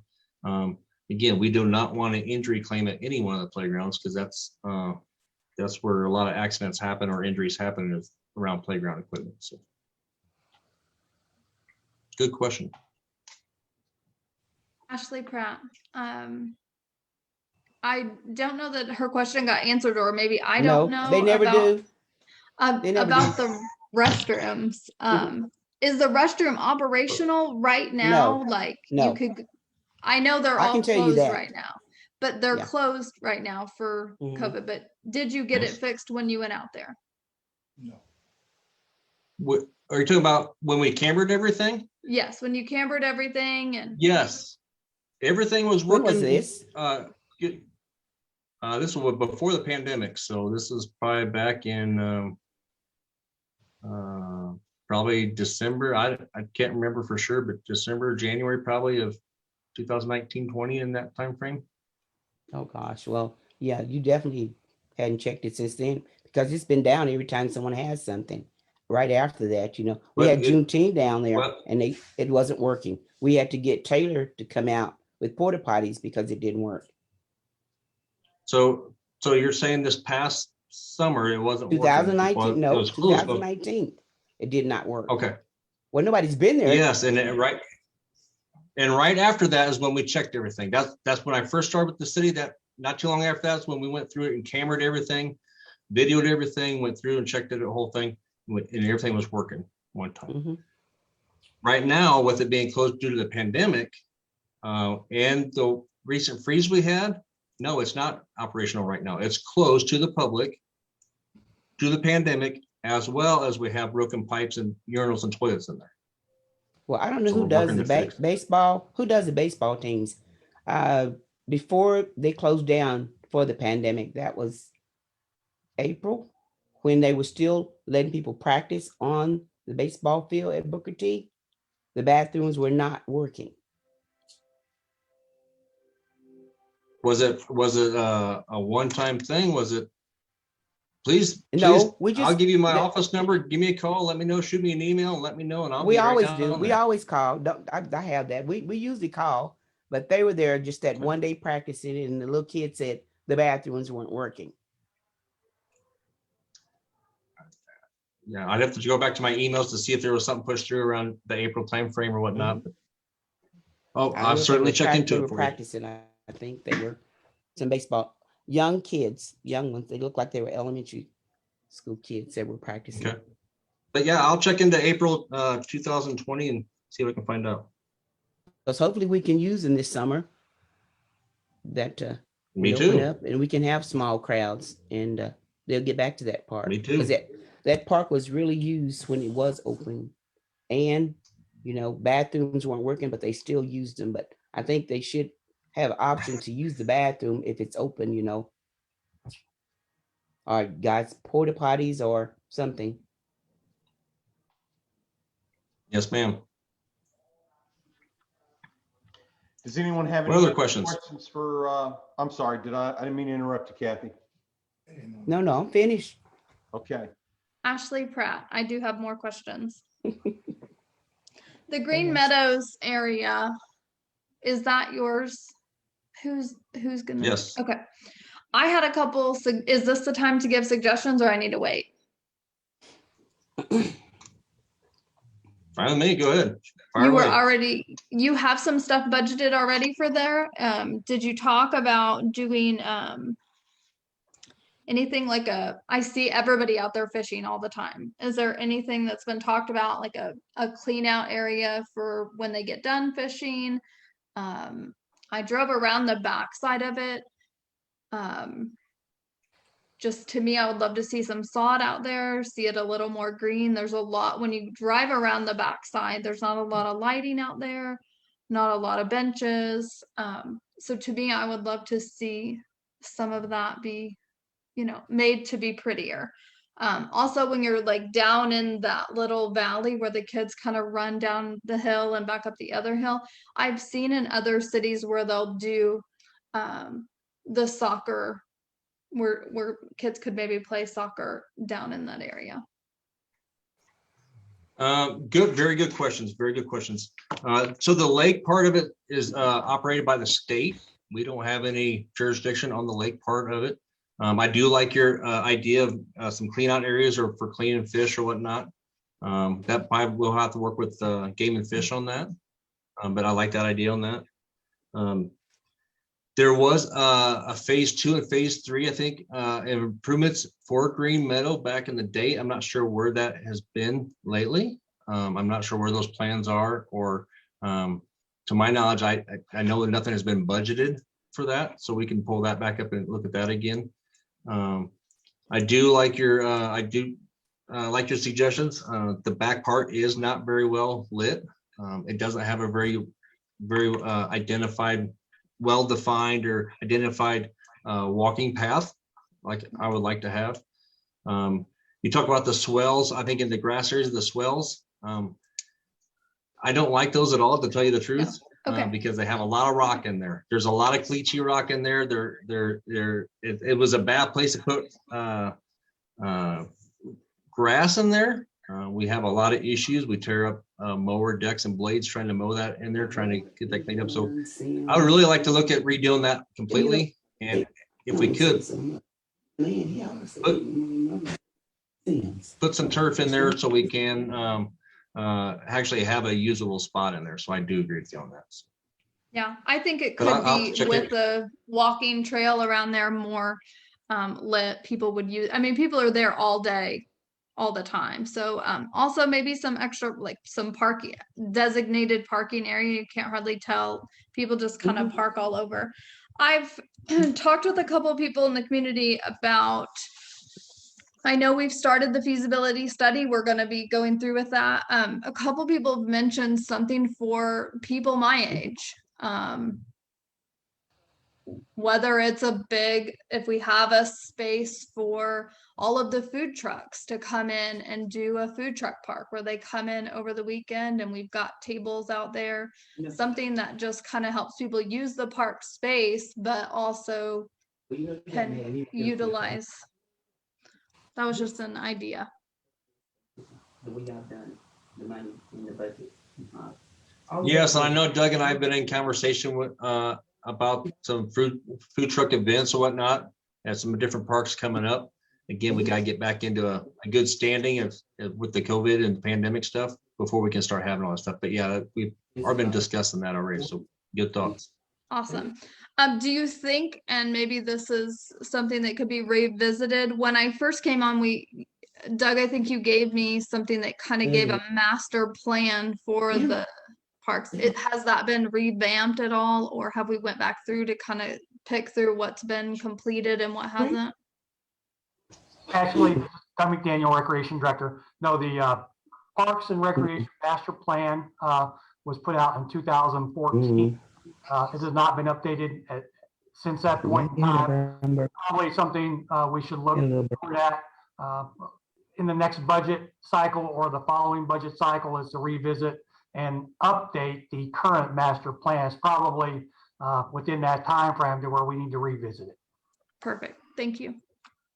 I'd like to remind everyone that if you are not speaking, please keep your microphone on mute. We're hearing a lot of background noise right now. So if you're not speaking, keep your microphone on mute. Does anyone else have a question? Kevin, I have one more thing to say, if possible. I would like to extend an offer to all the board members to do a tour, schedule a tour with myself, Wade, and Matt, to go out and tour parks, right-of-ways, medians, whatever, everything we take care of it for an hour or two, if they would like to. We would be more than happy to schedule something like that with an individual and take a tour. So just want to throw that out there. Brian, I think that's a great idea. If our governor will allow that, I think we should do that as soon as possible. But I think it'd be really healthy to do that so that we can look at issues that we've all identified and give us a chance to all look at those issues together as a board. Yeah, and we could do it. We could do it as a group setting, or we could even do it as a individually as well. We've been doing it with the city commissioners. We've already toured with 4 of the city commissioners. We've got 2 left that want to wait a little bit longer into the spring to tour, but we'd be more than happy to do that. Again, it's, I like the interaction, like to see what they see and get their input and suggestions as well. Yeah, I think that'd be a good idea. Maybe we can figure out a way where we can split the board up, where we stay under quorum, and we can take a tour of all the facilities, and then it gives everyone on the board an opportunity to address some of the issues that we've witnessed. Ryan, this is Robert Sims. Just to follow up on what Kevin said, I think it's a great idea. If we can get as many people, if not all, to be a part of that, and we just still be socially distanced, so that we can share our thoughts, collectively at the same time. Yeah, we've done that where we've toured the core, and I know we've done it in some other facilities. We've normally had our regular meeting, and then we adjourned to take a tour, but we had to stay within the Open Meetings Act, since we still had more than the number for a quorum. But we've done it before, and I'm sure we can do it again. Great. Mr. Chairman, this is Doug McDaniel. I would defer to our Deputy City Attorney. I believe that's his correct title, Eric Scramlin, who's with us in terms of the quorum limitations. You mentioned them as well for these tours. if we have more than 4 board members present, and Eric can confirm this for me, we would have to publish it as a meeting, keep the meeting open, and then adjourn at the end of the tour. If we do it in smaller numbers, I don't think we're bound by those same requirements, Eric. Would that be correct? Yeah, good evening, everybody. Yeah, that's essentially true, Doug. You can still tour it all together. You can't discuss city business or discuss board business, and you just have to give notice of it. But it's always advisable to do it in a smaller group, and that way you don't have to worry about any of that stuff. But either way, it's doable. Just let me know. We can make it happen.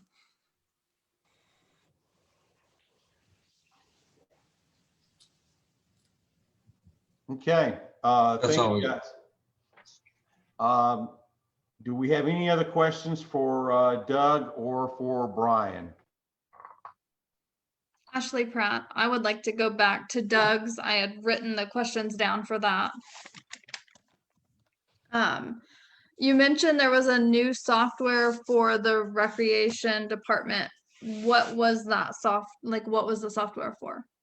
That was our E-Track software that we used in the recreation office, also at the core for class registration, memberships, those types of things.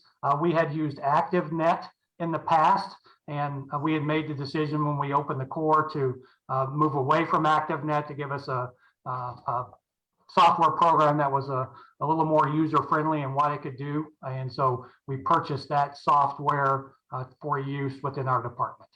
Perfect. I had a question about, it seemed like there was continuously buying more furniture for the core. Was that not something that was original? I wasn't a part of the board when that kind of came about. So can you explain that? Yeah, good question. So originally, there was $1.4 million of FF&E funding for the core for kind of the recreation side of things, away from, office furniture and typical things that you have to have, but for fitness equipment and things like that. And then we had, I believe, another $1.7 million for furniture. So all of the funds that you saw in my presentation were expended out of that original 1.7 million or 1.4 million, depending on what the exact item was. Is it something that's going to continue to need furniture replacement? As the facility ages, we will start to see items that wear out. Okay, now those, since we've kind of gone through the initial opening of the facility, now we would replace any of those items through capital expenditures. The FF&E portion of those budgets have pretty much, have gone away pretty much. And if we're going to replace fitness equipment, furniture, air conditioners, whatever, we would do that through capital improvements as opposed to FF&E. Okay. And I don't know if we're almost finished or not, but I want to talk about the activities that are going to happen for the summer. I know that you guys usually put on several things for the city. As far as mamas like me are probably thinking, what am I going to do with my kiddos for the summer? Are those programs in your department? They are. Ashley, I might ask for you to hold on to that question for just 1 minute. Okay. And then we'll finish up our budget discussion, and then we can answer that question for you. Okay. Kevin, I might just add if there were no further questions for Brian or I related to the budget and the information that we displayed earlier. One of the things that we kind of wanted to do tonight is discuss with the board, and we've gotten some input as to things that we might want to consider putting into the fiscal year 22 budget. But, are there additional items, and could the board feasibly come up with a list of, 4 or 5 priority items that they would like to see included either in the recreation department or the parks and open spaces budgets for the fiscal year 22 budget, which will start on July 1st of this year and run through June 30th of next year. So Kevin, I'll let you lead that discussion. Yeah, I would like to have that discussion. I would want to allow everyone to have time to digest that instead of trying to make a decision on what we're going to do in 5 or 10 minutes. If the rest of the board's okay with that, I would like to maybe figure out a way where each of the board members can get those items to me or to someone else on the board, Helen, somebody kind of lead that charge. But I would hate, I'd hate to make a decision on what I'd like to see done tonight without, having some individual discussions with everybody else on the board. I think everybody else needs to have some input, but I don't think we need to rush into making those decisions tonight unless anybody disagrees. Mr. Chairman, Doug McDaniel, I might just ask for, again, our Deputy City Attorney who's on board in terms of emailing and contacting. Eric, would it be more advisable for the board members to send their thoughts on budget input to Kevin, or should that be sent to staff? And I know there's some information related to corresponding via email. Could you kind of guide us along those lines? Sure, a couple of things, Chairman. I think you're wise to table the discussion for another night as it comes to ideas. I noticed it wasn't listed in the agenda, so we'd have an open meetings issue there. So it may be something to think about. The board can handle it however you guys want. You can set up committees. You can send things to the department heads. You just have to be careful that you don't set a big email chain where you have a potential quorum, because that could be considered a violation of the Open Meetings Act. But you could send them individually. You could meet as subcommittees and kind of give you a recommendation, and then you could have it as a discussion item on a future meeting, or even something that would be an action item on a future meeting. However you guys want to do it, as long as you don't violate those open meeting requirements, you got a lot of freedom. Does that make sense, Doug? Yes, absolutely. I'm very cognizant of the fact that we need to not have a discussion as a group. So it may be a situation where I need to reach out to everyone individually, kind of get their input. And then at some point in time, we may want to even call a special meeting, which is allowed. So, but we just need to be careful not to all engage in a group text or group email to discuss it. But yeah, I want everybody to kind of figure out what their thoughts are, what their ideas are. Feel free to reach out to me via email. Just make sure you do it to me individually and not as a group. And then we can try to figure out something within the next couple of weeks, and possibly schedule a special meeting if necessary, or that way we can maybe set up a subcommittee to do that. But yeah, we just need to be real careful how we communicate from this point forward. Mr. Chairman, Doug McDaniel, Recreation Director, I think your idea of a special meeting is a good one. I think Toby is still with us. If he is, I might ask Toby for some guidance as to scheduling such a meeting that would be advantageous to our budgetary process. Toby, could you weigh in on timeline for that at all? Yeah, let me kind of give you an overview of our budget calendar on what we have slated. So like the week of March, like 29th with the first week of April, these will be department head meetings that basically go from an initial to the department. Then we go all the way to April, I believe, the first meeting in May. So anything in April, like I would say after April 15th to May, to kind of see where our meeting. I mean, that's kind of our schedule right now. It's going to go May 1st, somewhere in that area on the commission for the work session. And then we've got to shore up the preliminary budget on the second meeting or the second meeting in May, so we can get it to DFA and get us approved for spending in July 1. So far as timelines are concerned, April, we should wrap up department meetings, going from initial department and that city manager sits on, and then we'll forward it to commission and see their input.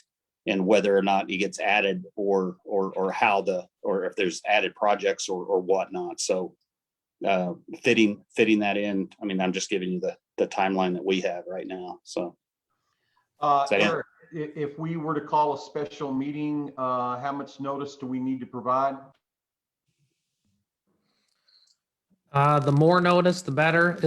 The problem is if you're going to call it a special meeting and give it shorter than the required, I believe it's 72 hours, then there has to be some reasons for it. If you keep it within 72 hours, you're usually okay. So if we gave a week's notice, we should be okay.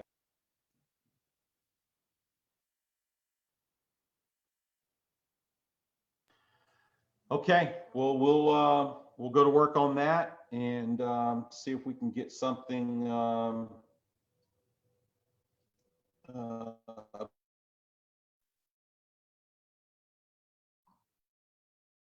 put together as far as a wish list and more like a cultural meeting so that we have all the people. I'm sure if I talk to each of you individually, there would be a lot of different ideas. So I think collectively as a group, we can probably do something along those lines.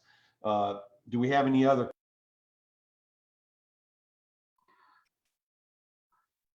Then, Mr. Chairman, Doug McDaniel, Recreation Director, if we're kind of finished with our budget inquiries, and Ashley, we could go back to your question that you had. Okay, so my main question would just be, as a mama, I'd be trying to think about where my kids were going to be and kind of what the programs were going to look like that the city had to offer, the Boys and Girls Club, the different types of things going on. So I'd just like to kind of get an update on what is going to be available and what isn't. Currently, the city is in yellow status, or the county is in yellow status. We are bound by the mass gathering limit of 10 people in yellow. As it stands now, if the county were to remain in yellow status, a large portion of our summer programs would not take place because of the mass gathering limit. All right, especially as it relates to some specific COVID safe practices that have been issued for youth and sports programs. There was a document that came out recently within our state's red to green and now turquoise framework that states that really outside of New Mexico Activities Association and those activities that they are conducting, they are limiting a lot of what we can do in terms of our youth sports and activities. As it relates to the mass gathering in yellow, we could have 20 and we just couldn't have some of our programs. As we, actually it's 10. So when we move to green status, the mass gathering moves to 20, all right? At that point, still could not probably see most of our programs happening. During turquoise, if the county should get to turquoise, that mass gathering limit moves to 150. And at that point, I believe that we could start to offer some offerings as it relates to summer recess and summer sports. I say we will, react when those changes are made. We can't really predict the future, but we do, actually met with staff today to start discussing plans for each of those various reopening scenarios and what we can and cannot do. Hopefully, we may even see some bigger changes like we've recently seen in regards to spectators at the high school sports and with our schools reopening. It may be that we get some very, very good news from our governor and from the state here prior to the summer that would allow us to return to operations that as they were in summer of 2019. That's what we're hopeful for. We'll make preparations otherwise based on the public health order and the mass gathering limitations. Yeah, if I can jump in there, I know there's a lot of movement going in around the state right now, especially the last couple of days since the governor's decided to open up the classrooms to full in-person learning. Some of her decisions are being questioned in the fact that she's okay with allowing 25 kids in a classroom, but she's not going to allow 18 girls or 18 boys on a baseball field that's an acre and outdoors. So there's a lot of push on that right now. I really believe that from a sports standpoint, we're probably going to see something happen in the next few days. Not real sure. We've been in contact. My group's been in contact with the lieutenant governor on a almost daily basis. And we're just trying to get some more answers from the governor's office. Obviously, the lieutenant governor has zero power, but we're trying to get answers from the governor's office and from the state medical advisor as to, you know, what is the difference between 20 kids being in a classroom and 18 girls being on a softball field. Just doesn't make any sense. So hopefully we'll get some answers in the next few days. Ashley Pratt, are we prepared if it does go opened up? Are we as a rec department prepared for that? Prepared to take in these kids and you're on mute.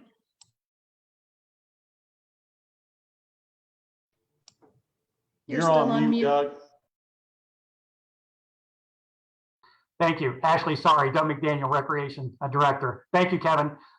Once our status changes, we will start to make preparations. Right now, we're in yellow, and with the mass gathering limitations of 10, you know, a lot of our activities cannot take place. So when we change status, we will start to make preparations for the summer. Okay, I just would like to be on record saying that surely there's something we can plan for. As the being on the Boys and Girls Club board, we made lots and lots of concessions and did the best that we could to accommodate even a smaller quantity of people. I know we don't want to pick and choose who comes into the program or anything like that, but even if it's not the same programs, can we as a rec department get creative to come up with some things that the kids can get involved in? They've been at home all year long. Like, are there other events that we can think about doing that we can all get a little more creative about? Certainly there are, given those mass gathering limitations. If we remain at 20, those events would be limited to 20. If hopefully, as I said before, we can get to turquoise, which would then grow our mass gathering limitations to 150. And as Kevin stated before, hopefully we'll get some really good news here in the very near future. I'm very hopeful of that. Then that would allow us to proceed with summer recess and summer sports, like we did in the summer of 2019. Yeah, currently New Mexico, we're the only state in the country that is not allowing club sports right now. We're the only state.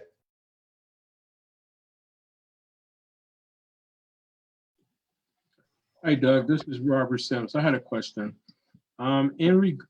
Regardless of the color that we may be in, whether it's yellow, green, turquoise, when we are allowed to have spectators attend these events for kids, do we have any type of jurisdiction or even say so as far as separating those spectators who wish to social distance, who wish to wear a mask, versus those spectators who choose not to wear a mask, so that everyone is comfortable and they can enjoy watching kids play and have fun?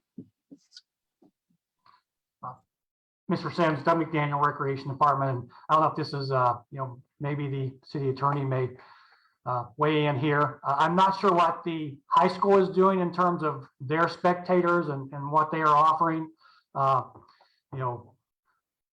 Currently in our city facilities, our staff is required to wear a mask as mandated by our city's return to work policy. Public, we encourage the wearing of mask and we have the mask, mandate, but the city is not the enforcement agent for wearing a mask and not wearing a mask. Certainly, we could, suggest some of those things, and I'm not sure how far we could go in terms of enforcement, and I would call on our city, a deputy city attorney, maybe to answer that question better than me. You always got to call on me, Doug. That's a great question, Mr. Sims. Very good question.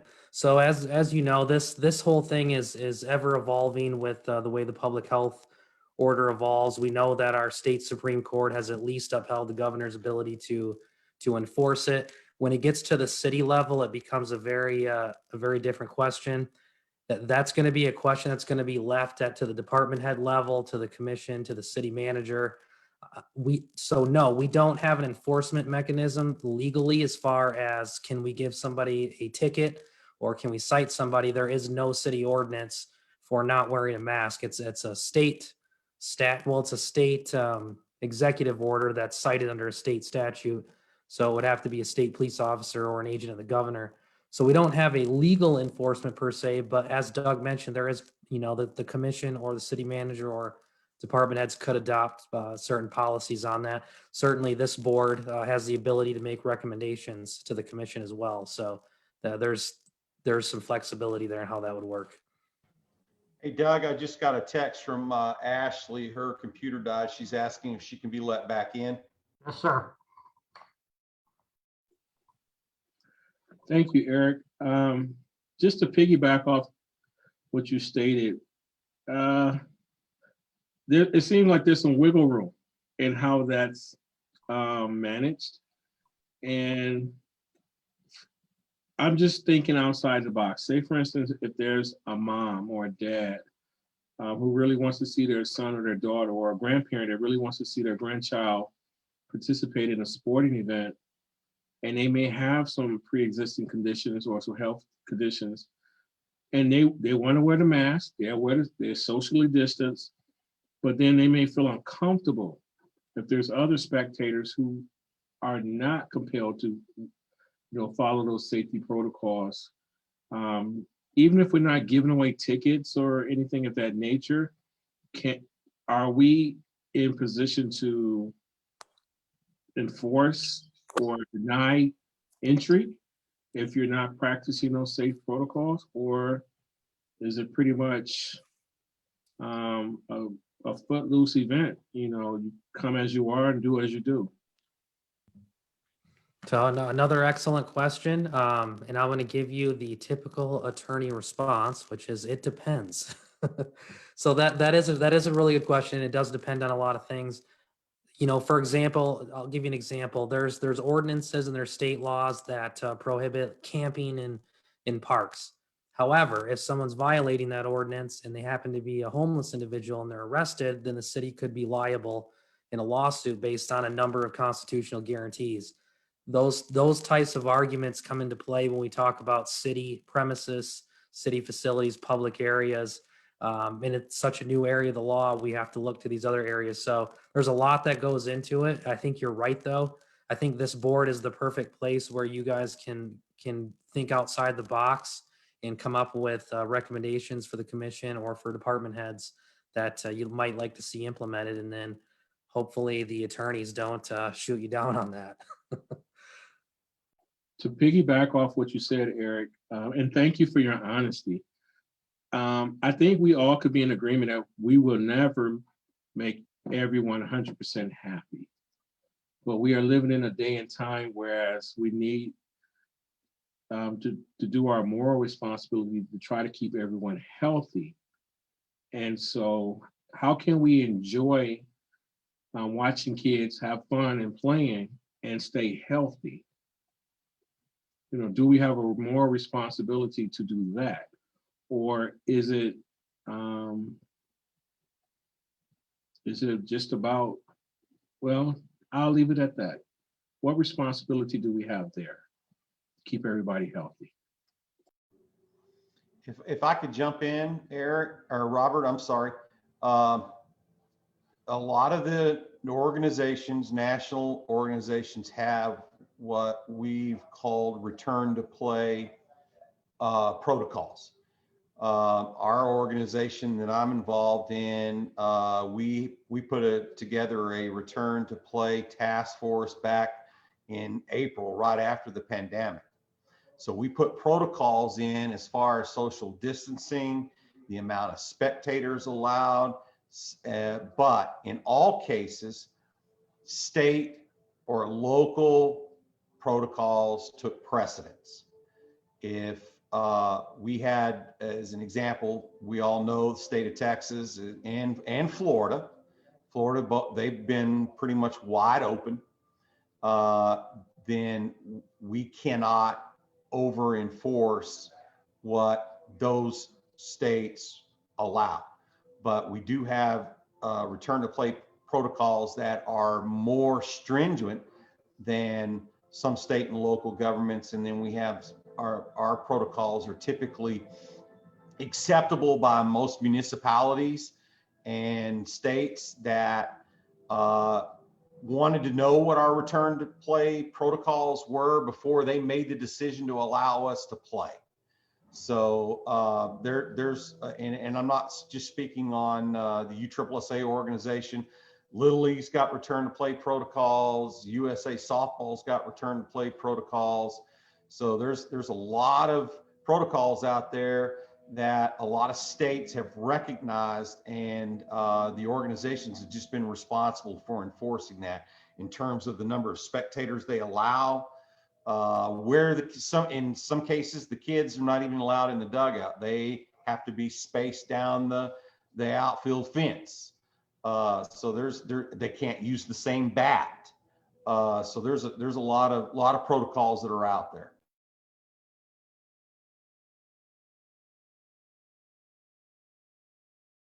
Thank you, Kevin.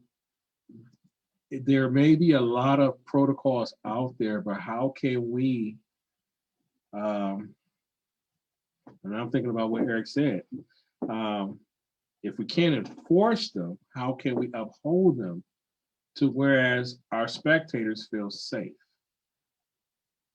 Or we risk parents and grandparents not coming because of the concern of their health being compromised by others not wanting to follow those protocols. The best way I can answer that is that the protocols were changing every day. And then what we realized is that we couldn't keep up with all 50 states and what their health orders were. So we basically deferred to state and local governments as to what those protocols would be. And I would think in our case, and I probably have to defer to Eric and Doug, if the city says, if the governor says next week that we can start playing, baseball and softball for our kids, and didn't leave any limitations on that, but the city decided, hey, we're only going to allow one parent per kid, there's just a number of different ways to approach it.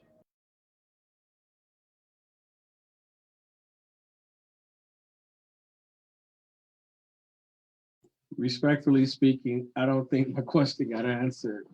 And I say this in sensitivity because I love sports and I love going to kids events. And I just want to make sure that everyone, like say for instance, if you got like 4 different sections of bleachers and 2 of those sections of bleachers are available. I'm not saying designated, but available for those who want to social distance and wear their mask. And then you have those other bleachers that are available for those who can care less, who may not even believe in the pandemic. At least they have that option versus you having like one bleacher and you have this smorgasbord of spectators, some with masks and they feeling uncomfortable, and then some who just want to do what they want to do because that's their right. But then you have those spectators, those moms, those grandmas, those uncles, who just would never show up for another event because they don't feel comfortable due to their health may be compromised, if there's nothing there to protect them. I agree with you, Robert. I am not comfortable going into a place where no one is, are wearing their mask. I'm 68 years old. I am in that high group.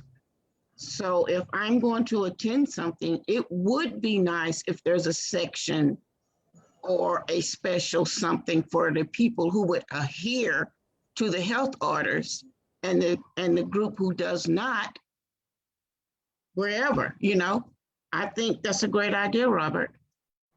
Robert, I think in the case, in our case, in our state, I don't believe that any of these events or leagues or tournaments are going to take place without protocols coming from the state. And Doug and Eric may jump in on that, but I don't think she's just going to open up the gates and say, hey, you guys go play, and there not be some sort of protocol. Yes, this is Eric Scramlin, Deputy City Attorney. I think that's exactly right. And you know, our advice from the City Attorney's Office to all of our boards, the commission, department heads from the beginning of the pandemic is we wanted to strive to make sure that we were in compliance with all state, federal, and local public health guidelines. So it is a fluid situation, and that's going to continue to be our advice.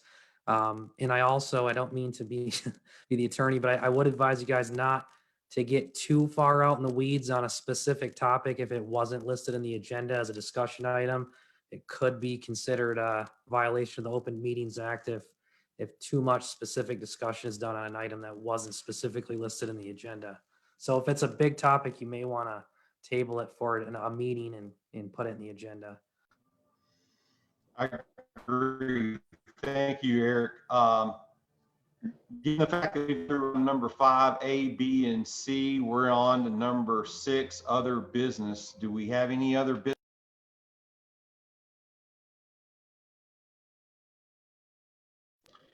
Hearing none, we'll move on to item number 7, communications from citizens. I'd ask Doug and Brian if we received any communication from citizens via fax. Mr. Chairman, Doug McDaniel, Recreation Director. I did receive one piece of communications to be read during comments or communications from citizens this evening. It did come to me via email. I received no other communications via fax. So with your permission, I would read that at this point in time. So moved. Okay. Community Affairs Board Committee. My name is Brenda Taylor. I would like to address the committee on some things that were said at the January 12th meeting. When and where are the community neighborhood meetings being held, and who is available to attend? What is the purpose of the feasibility study, and what exactly is the city looking to gain with this information? What is the proposed completion date for the feasibility study? Secondly, what are the plans for summer programs and facilities being open this summer? I have received calls from former employees and teams wanting to know when jobs will be posted. Is there money in the budget to fund the city's normal summer programs and facilities with normal operating hours and staff? If not, why? Pool facilities never opened last year, so that budget money should still be there, right?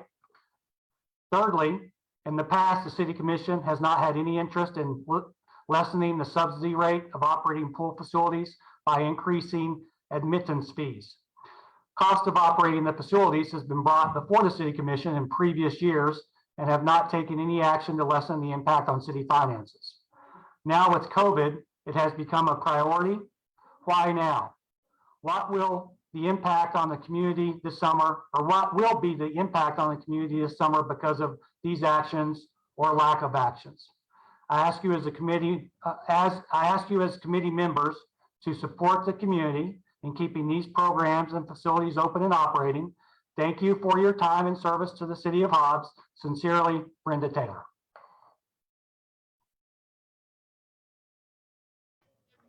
Was that, can we get a copy of that sent to each of us? Eric, I believe we are able to do that. Oh yeah, absolutely, no problem. I would remind everyone on the board, the Open Meetings Act it creates a forum for people to speak, but there's no requirement that anybody on the board answer any questions. That's simply a personal preference. I actually advise that you not answer questions if it were a back and forth, because it could turn into a kind of like a cross-examination. But in this format, if you think that's appropriate, there's no problem. I see some of those questions could easily be answered by department heads or IPR requests, that sort of thing. But so to answer your question, Doug, you can share the question, no problem, but you don't have to answer them if you don't want to. I would ask that if we could, each of the board members receive a copy of that email so that each of us can review it and then possibly have staff and discussion on it at a later meeting, either a special meeting or the next scheduled meeting. Yes, sir, Mr. Chairman, I will get that out to everyone, along with, as Brian mentioned, he was going to be sending his presentation that he did earlier. I will do the same thing with mine. I will send out that to Community Affairs Board members with a copy of that email. Are there any objections from the board? Ashley Pratt. It's not an objection at all, and I'll refrain from saying anything. I just think I'd go back to my last point with, can we have a plan for the summer programs if things do open up? Can we have some sort of a game plan that someone is working towards doing something? I just want to kind of say that. That's all I have to say right now. Thank you, Ashley. Anybody else? I respectfully agree. This is Robert Sims. I respectfully agree with what Ashley just requested, that we have a plan in place. Be proactive and not reactive. Thank you. We'll move on to adjournment. Do I have a motion to adjourn? I motion we adjourn. Helen Houston motions to adjourn. Do I have a second? Ashley Pratt, second. Ashley Pratt seconds. We will take a roll call vote. Helen Houston, Yes. Kathy Marshall,